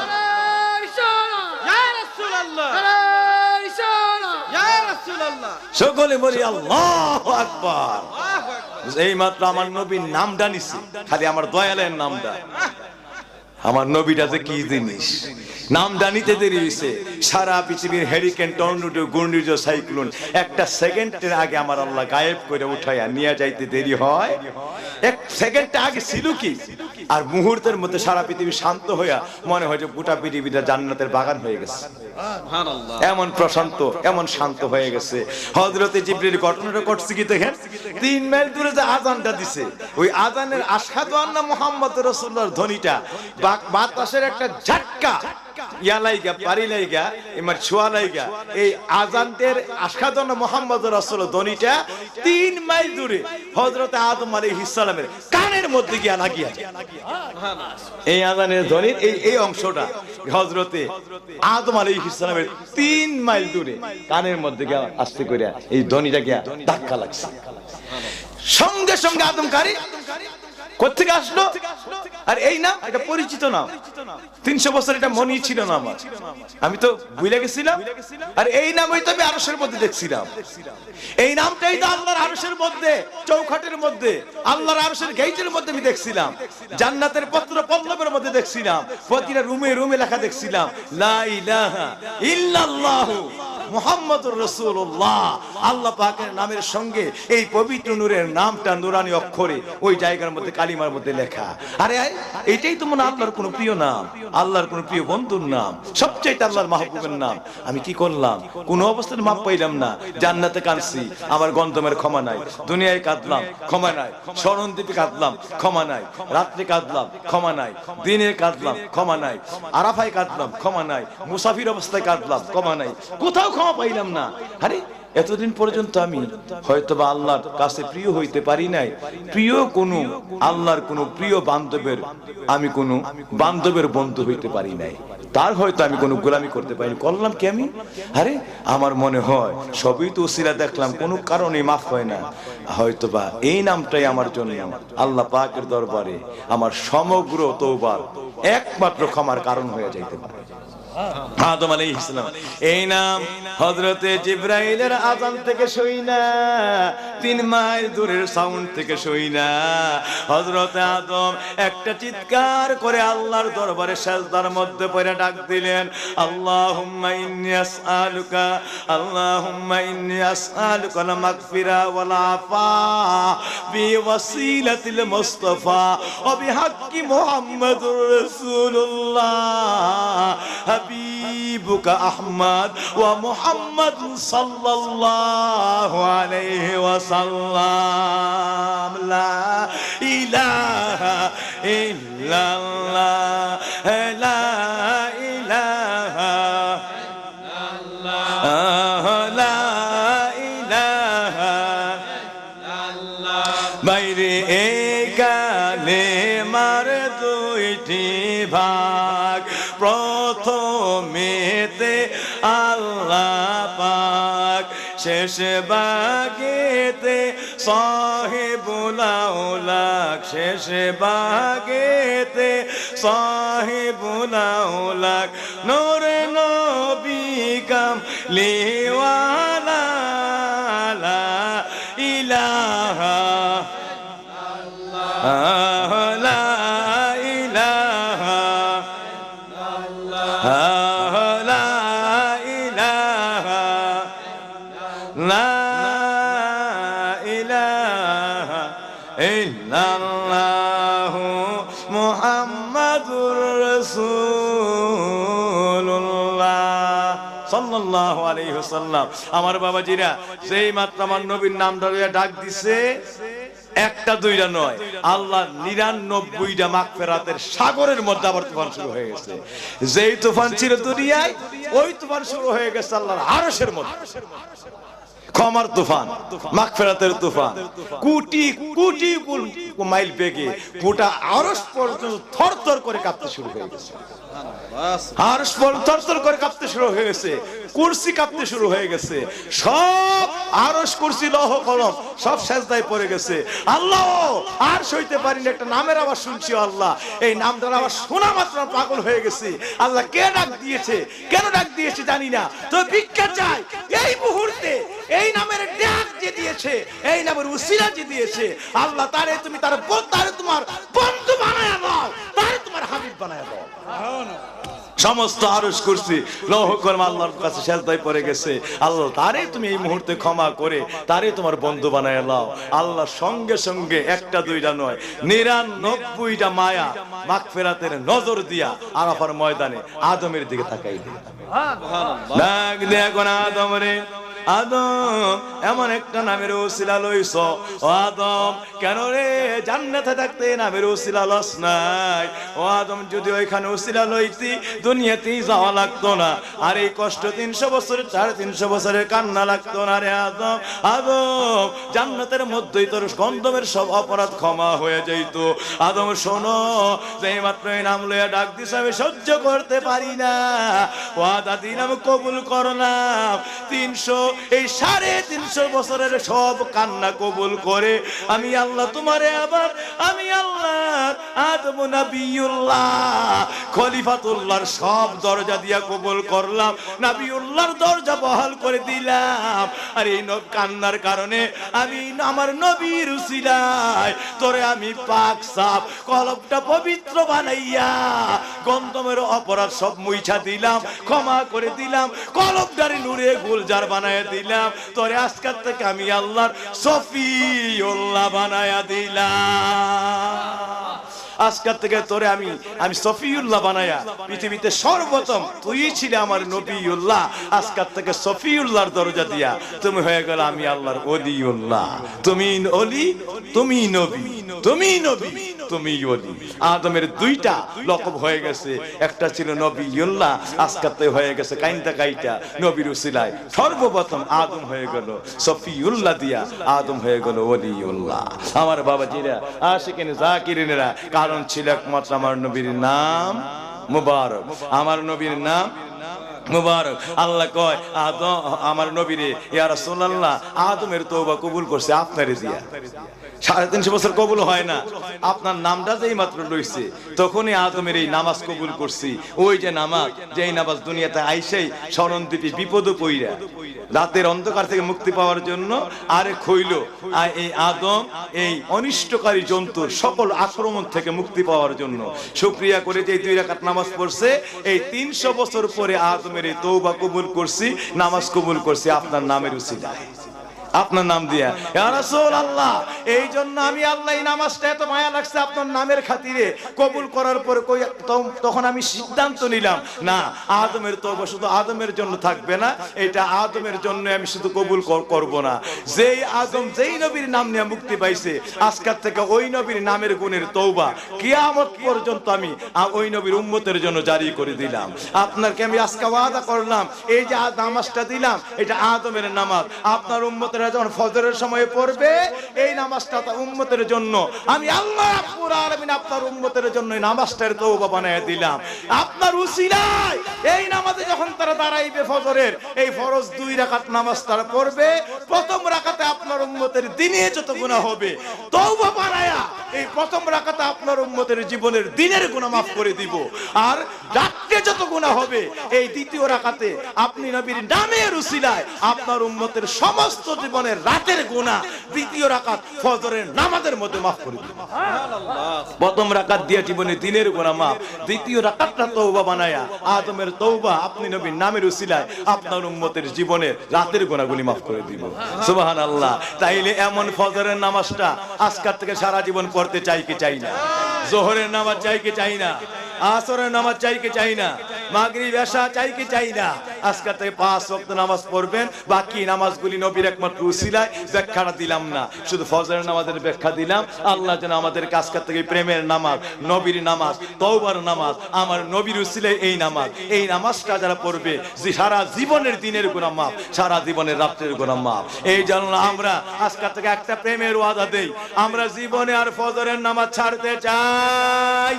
কারা কারা রাজি আছি হাতরা উঠায় আমার আল্লাহর একটা বড় ওয়াদা রেখে যেতে চাই, আল্লাহ যেন নবীর খাতিরে আমাদের জীবনের সব অপরাধ ক্ষমা করে নবী পাকের সুপারিশ দিয়া একসঙ্গে আমরা জান্নাতি বলে কবুল আর মঞ্জুর করে।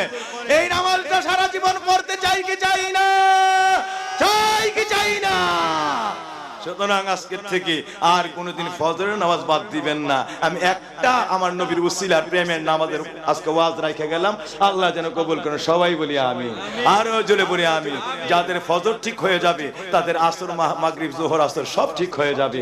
আল্লাহ রাব্বুল আলামিন আমাদের সকলকে একনিষ্ঠ নবী প্রেম দিয়া আজকের থেকে আমাদেরকে নবী পাকের নামাজ পাগল উম্মত বলে আল্লাহ আমাদের কবুল করেন। যেই নামাজ নবীজি বলেছেন বিনিময় হবে সরাসরি আল্লাহর জান্নাত, যেই নামাজের বিনিময় হবে সরাসরি আল্লাহর জান্নাত। আমি নবী তাদেরকে হাতে ধরে এক লগে আমি নবীর বুকে করে লয়ে জান্নাতে নিয়ে যাব।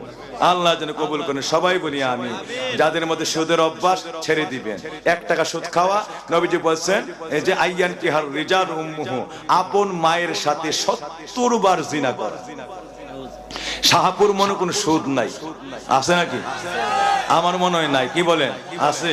না না, শাহপুরের মানুষ সুদ খায় না, যেহেতু থানার কাছে তারা অত্যন্ত আইন মানে, সব মানে, ঠিক না বেঠিক? থানার কাছের মানুষ আইন বেশি মানে না, আইন বুঝে, আইন মানে, তারা আইনের শাসনও করে সবচেয়ে বেশি। তাইলে আইন যারা মানে তারা কোনোদিন বেআইনি কাজ করতে, ঠিক না, বেআইনি কাজ করতে পারে। সুতরাং তারা কোনোদিন সুদ খাইতে মনে হয় খায় না। বেআইনি কাজ আছে তার মধ্যে, হায় হায় হায়, শাহপুরও আছে। তাইলে আমরা আইন আর কই পাইলাম? থানার কাছে তার মধ্যে আইন নাই, তো বোঝা গেছে আমরাও আর হায় হায় হায় বাকি তার উপায় কি? তাইলে বাবাজিরা আমার, আইন মানে না যারা, বেআইনি হয়ে গেল। সুতরাং এই মানুষগুলির 1 টাকা সুদ, নবীজি বলেন ওয়াইন সাল্লাহ, যদিও নামাজ পড়ে, ওয়া সামা, যদিও রোজা রাখে, ওয়া জামা আন্নাহু মুসলিম, যদিও মনে করে সে মুসলমান। নবীজি বলেন রোজাও রাখে, নামাজও পড়ে, মনে করে মুসলমান। বলে দাও, মৃত্যুর পরে গিয়ে দেখবে তার নামাজও নাই, রোজাও নাই, হজও নাই, যাকাতও নাই। সেই ব্যক্তি জিজ্ঞাসা করে, আল্লাহ আমি না নামাজ পড়ছিলাম, আমি না রোজা করছিলাম, আমি তো 30টা রোজা করছি, আল্লাহ আজকে আমার জাহান্নামী বানাই দিলা, নামটা জাহান্নামের মধ্যে লেখা ফেললা, আল্লাহ এটা তুমি করলা কি? মা ইনসাফতা, তুমি ইনসাফ করো নাই। আল্লাহর কাছে কইব তুমি ইনসাফ করো না, আমি তো নামাজ পড়ছিলাম, আল্লাহ আমি তো হজও করছি, আমি উমরা হজও করছি, মানুষের দান সৎকাও করছি, আবার একটু একটু মাঝে মধ্যে মানুষের অনেক বিপদ আপদে মানুষ সাহায্য করছি, আল্লাহ তুমি কেমন আমার নাম জাহান্নামে লেখলা? কি করছো তুমি? রোজা করছি। কি করছো? হজ করছি। কি করছো? উমরা করছি। কি করছো? একটু দান মানে মানুষকে সাহায্য করছি, দান খয়রাত করছি। তো তুমি অনেক নেক করছো না? কহ, তুমি যাও তো তোমার নেক গুলি নিয়ে আসো, ওইখানে আছে। একটু সামনে বাড়াই পারলা, একটা মানে আল্লাহ যেখানে প্রশ্ন করবে এর থেকে 10 হাত দূরে একটা দরজার মধ্যে থাকবে, দরজার বাহিরে করবে, ওইখানে তোমার নেকগুলি আছে নিয়ে আসো। সে যাইবো নেকগুলি আনতে গিয়ে দেখবো সবগুলি আগুনে ফিরে ছাই হয়ে গেছে। আল্লাহ এটা কিতা? এই যে আমি তুমি বলছো নেক আনার জন্য সব ছাই দেখি, আংরা দেখি, আমি আংরা না পাইছি আল্লাহ, কোন আমল তো পাইছি না। কে এইটাই তোমার আমল? কেমনে? কারিবা ইয়াহরিকুল আমাল কামা ইয়াহরিকুন নারুল হাতাব। আগুন যেইভাবে লাকড়ি জ্বালায় দেয়, সুদ সেইভাবে জীবনের সব আমল জ্বালায় দেয়। এখন আর আমল নাই, সবগুলি ছাই হয়ে আছে। এখন আর আমল নাই, সবগুলি কি হয়ে আছে? ছাই হয়ে আছে। সুতরাং এই সুদ শাহপুরবাসীর থাকলেও ক্ষমা পাওয়ার দ্বিতীয় আর কোন রাস্তা, এইটা ছাড়তেই হবে। এইটা রাইখা ক্ষমা পাওয়ার দ্বিতীয় কোন বিকল্প কোন রাস্তা, যত বড় থানার কাছে আইনের কাছে বাড়ি হোক, এই আইন দিয়া ক্ষমা পাওয়ার কোন ব্যবস্থা নাই। তাইলে শাহপুরবাসীরা সুদ কি আমরা ছাড়তে চাই কি চাই না? হাত উঁচু করে বলি আজকে আল্লাহর দরবারে ছাড়তে চাই কি চাই না? সমাজের যুবকেরা আপনারা প্রতিটা সমাজের ঘরে ঘরে চেষ্টা করতে হবে, দায়িত্ব নিতে হবে। সুদ এই সমাজে আর চলবে, আরো জোরে চলবে, আরো জোরে চলবে। এই দায়িত্ব পালন করতে চাই কি চাই না? সবাই বলেন চাই কি চাই না? আমার বাবাজিরা, আইনের কাছের লোক বেআইনি কাজ করলে আমরা সমাজের এখন যুবকেরা এই দায়িত্ব পালন করব। বেআইনি কাজ আর সমাজের মধ্যে হইতে দিব, সমাজ হইতে দিব। এখন সমাজের মধ্যে বিভিন্ন জায়গাতে বাবাজিরা আমার, বিভিন্ন জায়গাতে সমাজে এখন আর সুবিচার নাই, বিচার এখন উল্টা হয়ে গেছে। বিচার কয়ে কি হয়ে গেছে? বিভিন্ন ভাবে টাকা খায়া, বিভিন্ন খায়া এখন দুর্বল রে ঠকায়, সবল রে জিতায়। এখন হয়ে গেছে দুর্বলেরই যত বিপদ, ঠিক না বেঠিক? বিভিন্ন জায়গায় মাইর খায়, অত্যাচার ভুগে, জমি অন্য নিয়ে যায়, দখল করে বাড়ি করে নিয়ে যায়, বিভিন্ন ভাবে 2 হাত 3 হাত ওই পাশের বাড়ির আরেকজন সবল আছে সে নিয়ে যায়, বিচার জমাইলে আবার সবলের পক্ষে রায় হয়, ঠিক না বেঠিক? এই সকল রায় আছে না নাই? নবী বলেন কিয়ামতের ময়দানে একটা সুবিচারক মানুষ আল্লাহর আরশের ছায়াতলে স্বর্ণের কলসির মধ্যে বসার ব্যবস্থা করবেন। সে এইভাবে অনায়াসে জান্নাতি হয়ে যাবে। আর অবিচার যারা করছে, ওই সমাজের মধ্যে যত দুর্নীতি হয়েছে সব মানুষ জাহান্নামী হবে। সবগুলি মানুষের অর্ধেক অর্ধেক অর্ধেক গুনাহ করে লইয়া ওই ব্যক্তি হাসরের ময়দানে দাঁড়াইবে, আর সবগুলির গুনাহ লইয়া আল্লাহ রাব্বুল আলামিনের দরবারে পাইকারি হারে বিনা হিসাবে জাহান্নামী ওই নেতা গিয়া হই। সুতরাং বাবাজিরা আমার, বুঝা শূন্যই বিচার করতে হইবে, ঠিক না বেঠিক? ইনসাফের বিচার সমাজে পাওয়া যায় না। সাফুর মনে বিচারের মধ্যে কোন দুর্নীতি হয় না, ঠিক না? হয়নি। দুর্বলে ঠকাইনিও বাবা, সাবধান। সমাজের যুবকরা এখন নিতে হবে, দায়িত্ব নিতে হবে। এখন আর কোন সমাজে কেউ আর কোন, কারণ দেখছেন না কয়েকটা যুবক সারা দেশকে বিজয় করে ফেলছে, আছে না নাই? এইরকম এই সমাজের যুবকরা যদি দায়িত্ব নেয়, একটা দেশ একটা গ্রামকে পাল্টে ফেলতে পারবে, ঠিক না? ঠিক। এই যুবকরা মেয়েরা মার্কা যুবক হইলে হইতো না, দেশ এখন পরিবর্তন করতে হবে ইনশাআল্লাহ। এই গ্রাম এলাকা পরিবর্তন করতে চাই কি চাই না? তাইলে এখন আর কোনদিন দুর্নীতির বিচার আমরা হইতে দিব, বিচারে দুর্নীতি হইতে দিব, এটা চাই কি চাই না? সবাই রাজি আছি? তাইলে মুখ খুলতে হবে, কথা বলতে হবে, চেষ্টা করতে হবে, প্রতিবাদ করতে হবে। আমরা যারা পড়াশোনা করছি এখন থেকে আমরা অনেক বেশি মোবাইলে আসক্ত হয়ে গেছি। আল্লাহর রাস্তায় মোবাইলের আসক্ত এগুলি একটু কমাতে হবে, পড়ালেখা করতে হবে, জীবনকে প্রতিষ্ঠিত করতে হবে। অসংখ্য ছেলেরা এখন মোবাইলের মধ্যে ফ্রি ফায়ার খেলে, এ সকল গেম খেলে। আমি ওই দিন ওয়াজ করতে গিয়েছে, এক বাবা কাঁদতেছে, কান্না করতেছে। আমি আশ্চর্য, কি রে বাবা কান্দেন? আমি 11 লক্ষ টাকা জরিমানা দিচ্ছি। কেন? একটা ক্ষেত বেচে দিচ্ছি, আমার কিচ্ছু নাই। আমার পুত্রা, আমি জানি না বিকাশের দোকান থেকে টাকা আনতে বিকাশ আমার বলে নাই। এইভাবে কত লক্ষ টাকার কথা বললো, কিছু মাফ নিছে, আর 11 লক্ষ টাকা জরিমানা দিতে হয়েছে। কিরে, প্রত্যেক দিনই বলে টাকা ঢুকাইতো 2000 3000 1000 করে দেলাইতেছি, দেয়া ফেলতেছি, তো আইতেছে। এই করতে করতে উনি আর বুঝতে পারেন না, ভালো সম্পর্ক ছিল ওই বিকাশওয়ালার সঙ্গে, দিদি এতে প্রায় 15 না 16 লক্ষ টাকা। কেন? এইগুলা রাত্রে ফ্রি ফায়ার খেললে ওই কি জোয়া জানি আছে, খেলে সব দিয়া একবার গজব করে দিচ্ছে বাবা। এই ধরনের অভিশপ্ত কাজ আছে না নাই? আর এমনি আছে না নাই? আল্লাহর ওয়াস্তে এগুলি ছাড়বেন। আপনারা এখন সমানুষ হন, এখন আপনাদের জীবন গঠন করার সময়, মা বাবার সংসার এখন আপনার আলোকিত করার সময়, দেশ জাতিকে আপনারা ঘরে তোলার সময়। আর এই মুহূর্তে যদি কোনো ভুল পথে যান, নিজের শেষ, সমাজ শেষ, দেশ শেষ, জাতি ধ্বংস। ঠিক না বে ঠিক? তাহলে আমরা এখন সমাজের সভ্য ব্যবস্থাপনার দিকে আগাতে চাই। আমরা যেন কোনো অসভ্যপনা দিয়ে জীবন ধ্বংস না করি। আমরা সতর্ক থাকতে চাই কি চাই না? আরো জোরে চাই কি চাই না? এখন এই মুহূর্তে আমাদের চ্যালেঞ্জ, লাইফটা চ্যালেঞ্জের মধ্যে চলে আসছে। ভালো পড়াশোনা দিয়ে চ্যালেঞ্জের মোকাবেলায় এই মুহূর্তে লাইফ স্ট্রাগল, ফাইট ইট, সংগ্রামের জীবন। এই মুহূর্তে যারা ভালো সংগ্রাম করবে একটা ফুলের জীবন ফিরা পাবে। আর এখন যারা সংগ্রামের জীবনকে হারায়া দিবে, মানে ভুল পথে চলে যাবে, একদম গোটা জীবনটা ধ্বংস হইয়া একবারে খাদে বিলাস হয়ে যাবে। সুতরাং আমরা যেন ভুল পথে, অ্যাক্সিডেন্টের পথে পা না বাড়াই, আমরা যেন সুপথ দিয়ে আগায়া একদম লক্ষ্য প্রান্তে পৌঁছে সারা পৃথিবীকে, নিজেকে, সংসারকে, জগৎকে আলোকিত করে দিতে পারি। এখন থেকে আমরা ওই টিচার মাইন্ড হই, ওইভাবে আমরা প্রতিজ্ঞাবদ্ধ হই। সকলে চাই কি চাই না? আরো জোরে চাই কি চাই না? মা বাবার সেবা করি, সমাজকে ভালো পথের দিকে আগায় নেই, নিজেরা ভালো পথে চলি, 5 ওয়াক্ত নামাজ পড়ি, মিথ্যা পরিহার করি, গীবত থেকে নিজকে হেফাজত করি, মিথ্যা পরনিন্দা থেকে নিজকে রক্ষা করি, মা মেয়ে লোকেরা নিজেরা পর্দা করে চলি, আমরা আমাদের চক্ষুকে নিম্নগামী করি, আল্লাহ পাকের, নবী পাকের পবিত্র সুন্নাহর উপরে আমরা আমল করি এবং হালালকে জীবন দিয়ে আঁকড়ে ধরি, হারাম থেকে জীবনকে আমরা হেফাজত করি। আল্লাহ যেন আজকের মাহফিলের সবগুলি কথা আমল করার তৌফিক দেন। আল্লাহ যেন ওইভাবে আমাদেরকে নবীর প্রেম দিয়া নিজকে এইভাবে নিজের জীবন গঠন করার তৌফিক দেন। সবাই বলি আমি। দোয়ার লগ্নে চলেন না, আমার নবীর একটু সালাম দেয়া নবী সালাম। আগামী 7 ফেব্রুয়ারি রোজ শনিবার ঐতিহ্যবাহী পুরকুইল দরবারের মাহফিল। এই শাহপুর গ্রামের মানুষ, পুরকুইলের আল্লাহর ওলি কতবার আসছেন, কত দোয়া করছেন, মহব্বতের মানুষ। এই জন্য আড়াইবাড়ি দরবার, পুরকুইল দরবার, এই সকল দরবারগুলির মানে একটা মাসলাক, আখলাক, আমল, তালিমের মাহফিল আছে। আড়াইবাড়ি তো বাৎসরিক সালাস মাহফিল, পুরকুইলও, এগুলি কোন সব বাদ দিবেন না। এই পুরকুইল মাহফিলে দাওয়াত দিয়ে গেলাম, আপনারা দরবারে, আল্লাহর দরবারে 7 ফেব্রুয়ারি রোজ শনিবারের মাহফিলে দাওয়াত, সকলে যাবেন ইনশাআল্লাহ। এখনই দোয়া হচ্ছে, তওবার মধ্যে দোয়া হবে, সকলে দোয়া করে তওবা করেন। আস্তাগফিরুল্লাহ রাব্বি মিন কুল্লি যামবি ওয়া আতুবু ইলাইহি লা হাওলা ওয়ালা কুওয়াতা ইল্লা বিল্লাহিল আলিয়্যিল আযীম। আস্তাগফিরুল্লাহ রাব্বি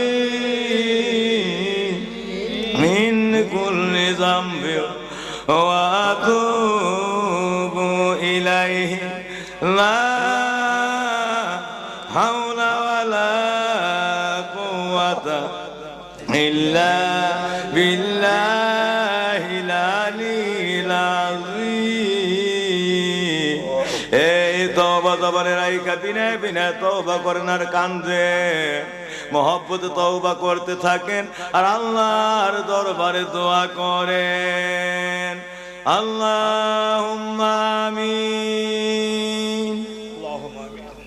ربنا ظلمنا أنفسنا وإن لم تغفر لنا وترحمنا لنكونن من الخاسرين.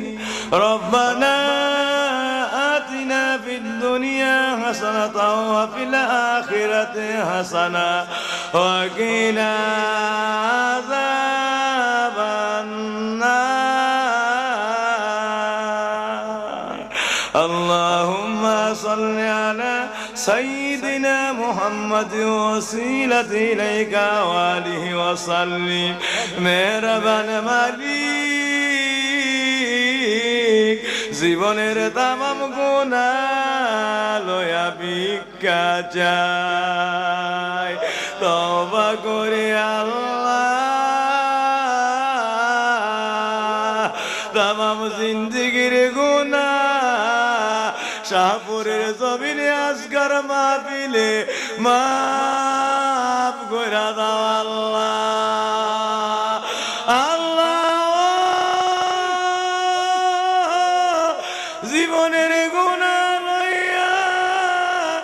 এই মুনাজাতে ভিক্ষা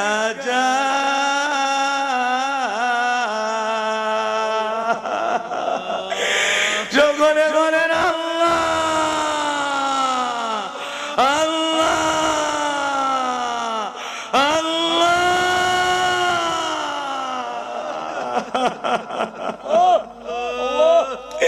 এই মুনাজাত বুকে লয়া ভিক্ষা চাই ও আল্লাহ। তামাম জীবনে যত গুনাহ করেছি তওবা করলাম ও আল্লাহ। সমস্ত জীবনের গুনাহ আজকের মাহফিলে মাফ কইরা দেন আল্লাহ। গুনাহ রাইগা বাড়ি নিও না আল্লাহ। গুনাহগার বলিয়া ডাক দিও না, গুনাহগার বলিয়া ডাক দিও না। যত গুনাহ করছি মামুন জীবনে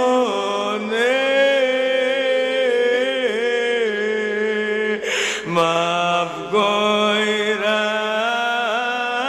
দাও দয়াল নবী খাতিরে মাফ কইরা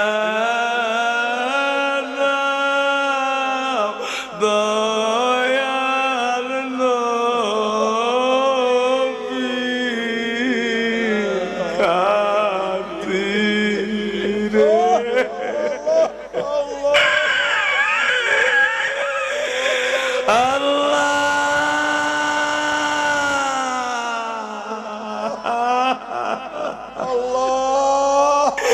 সমস্ত জীবনের গোনা লয়া ভিক্ষা চাই। শাহপুরের কত যুবকেরা হাতগুলি বিছায়া রাখছে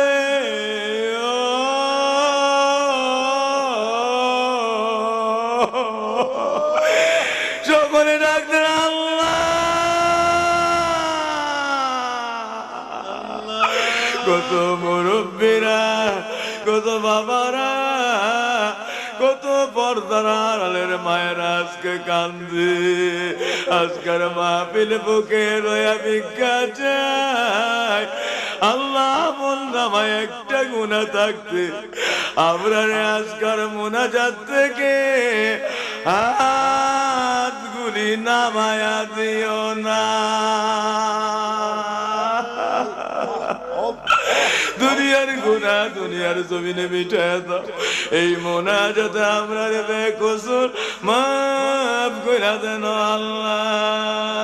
কার জানি আব্বা নাই, কার জানি আম্মা নাই, কোন মা জানি এই কঠিন শীতে শাহপুরের কবরে এই এলাকার কবরে আল্লাহ কঠিন শীতে থর থর কইরা কাঁপে ও আল্লাহ। মা মা গো মা, কোন বাবাই জানি কবর থেকে হাতগুলি বিছাইয়া এই কঠিন শীতের মধ্যে আল্লাহ রুনা জারি দিয়া কান্দে। বাবা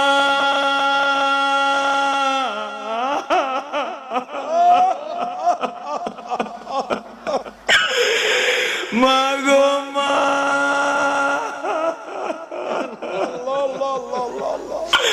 আল্লাহ ভিক্ষা চাই। আল্লাহ তোমার কুদরতের পায়ে পড়ি, যাদের দুঃখিনী মা নাই, যাদের দরদি বাবাই নাই, আজকের শাহপুরের এই মুনাজাতের ভিতরে দুঃখিনী মা দরদি বাবার কবরটারে এই মুহূর্তে তোমার জান্নাতের বাগানা বানায়া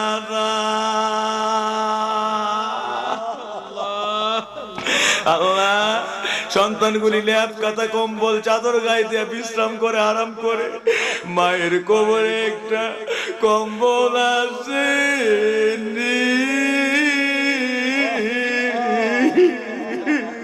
মা বাবা, সন্তান হয়ে কিছুই করতে পারলাম না। আল্লাহ ভিক্ষা চাই, জান্নাতের কম্বল, জান্নাতের লেপ, আল্লাহ গোটা কবরটারে জান্নাতের বালাখানা বানায়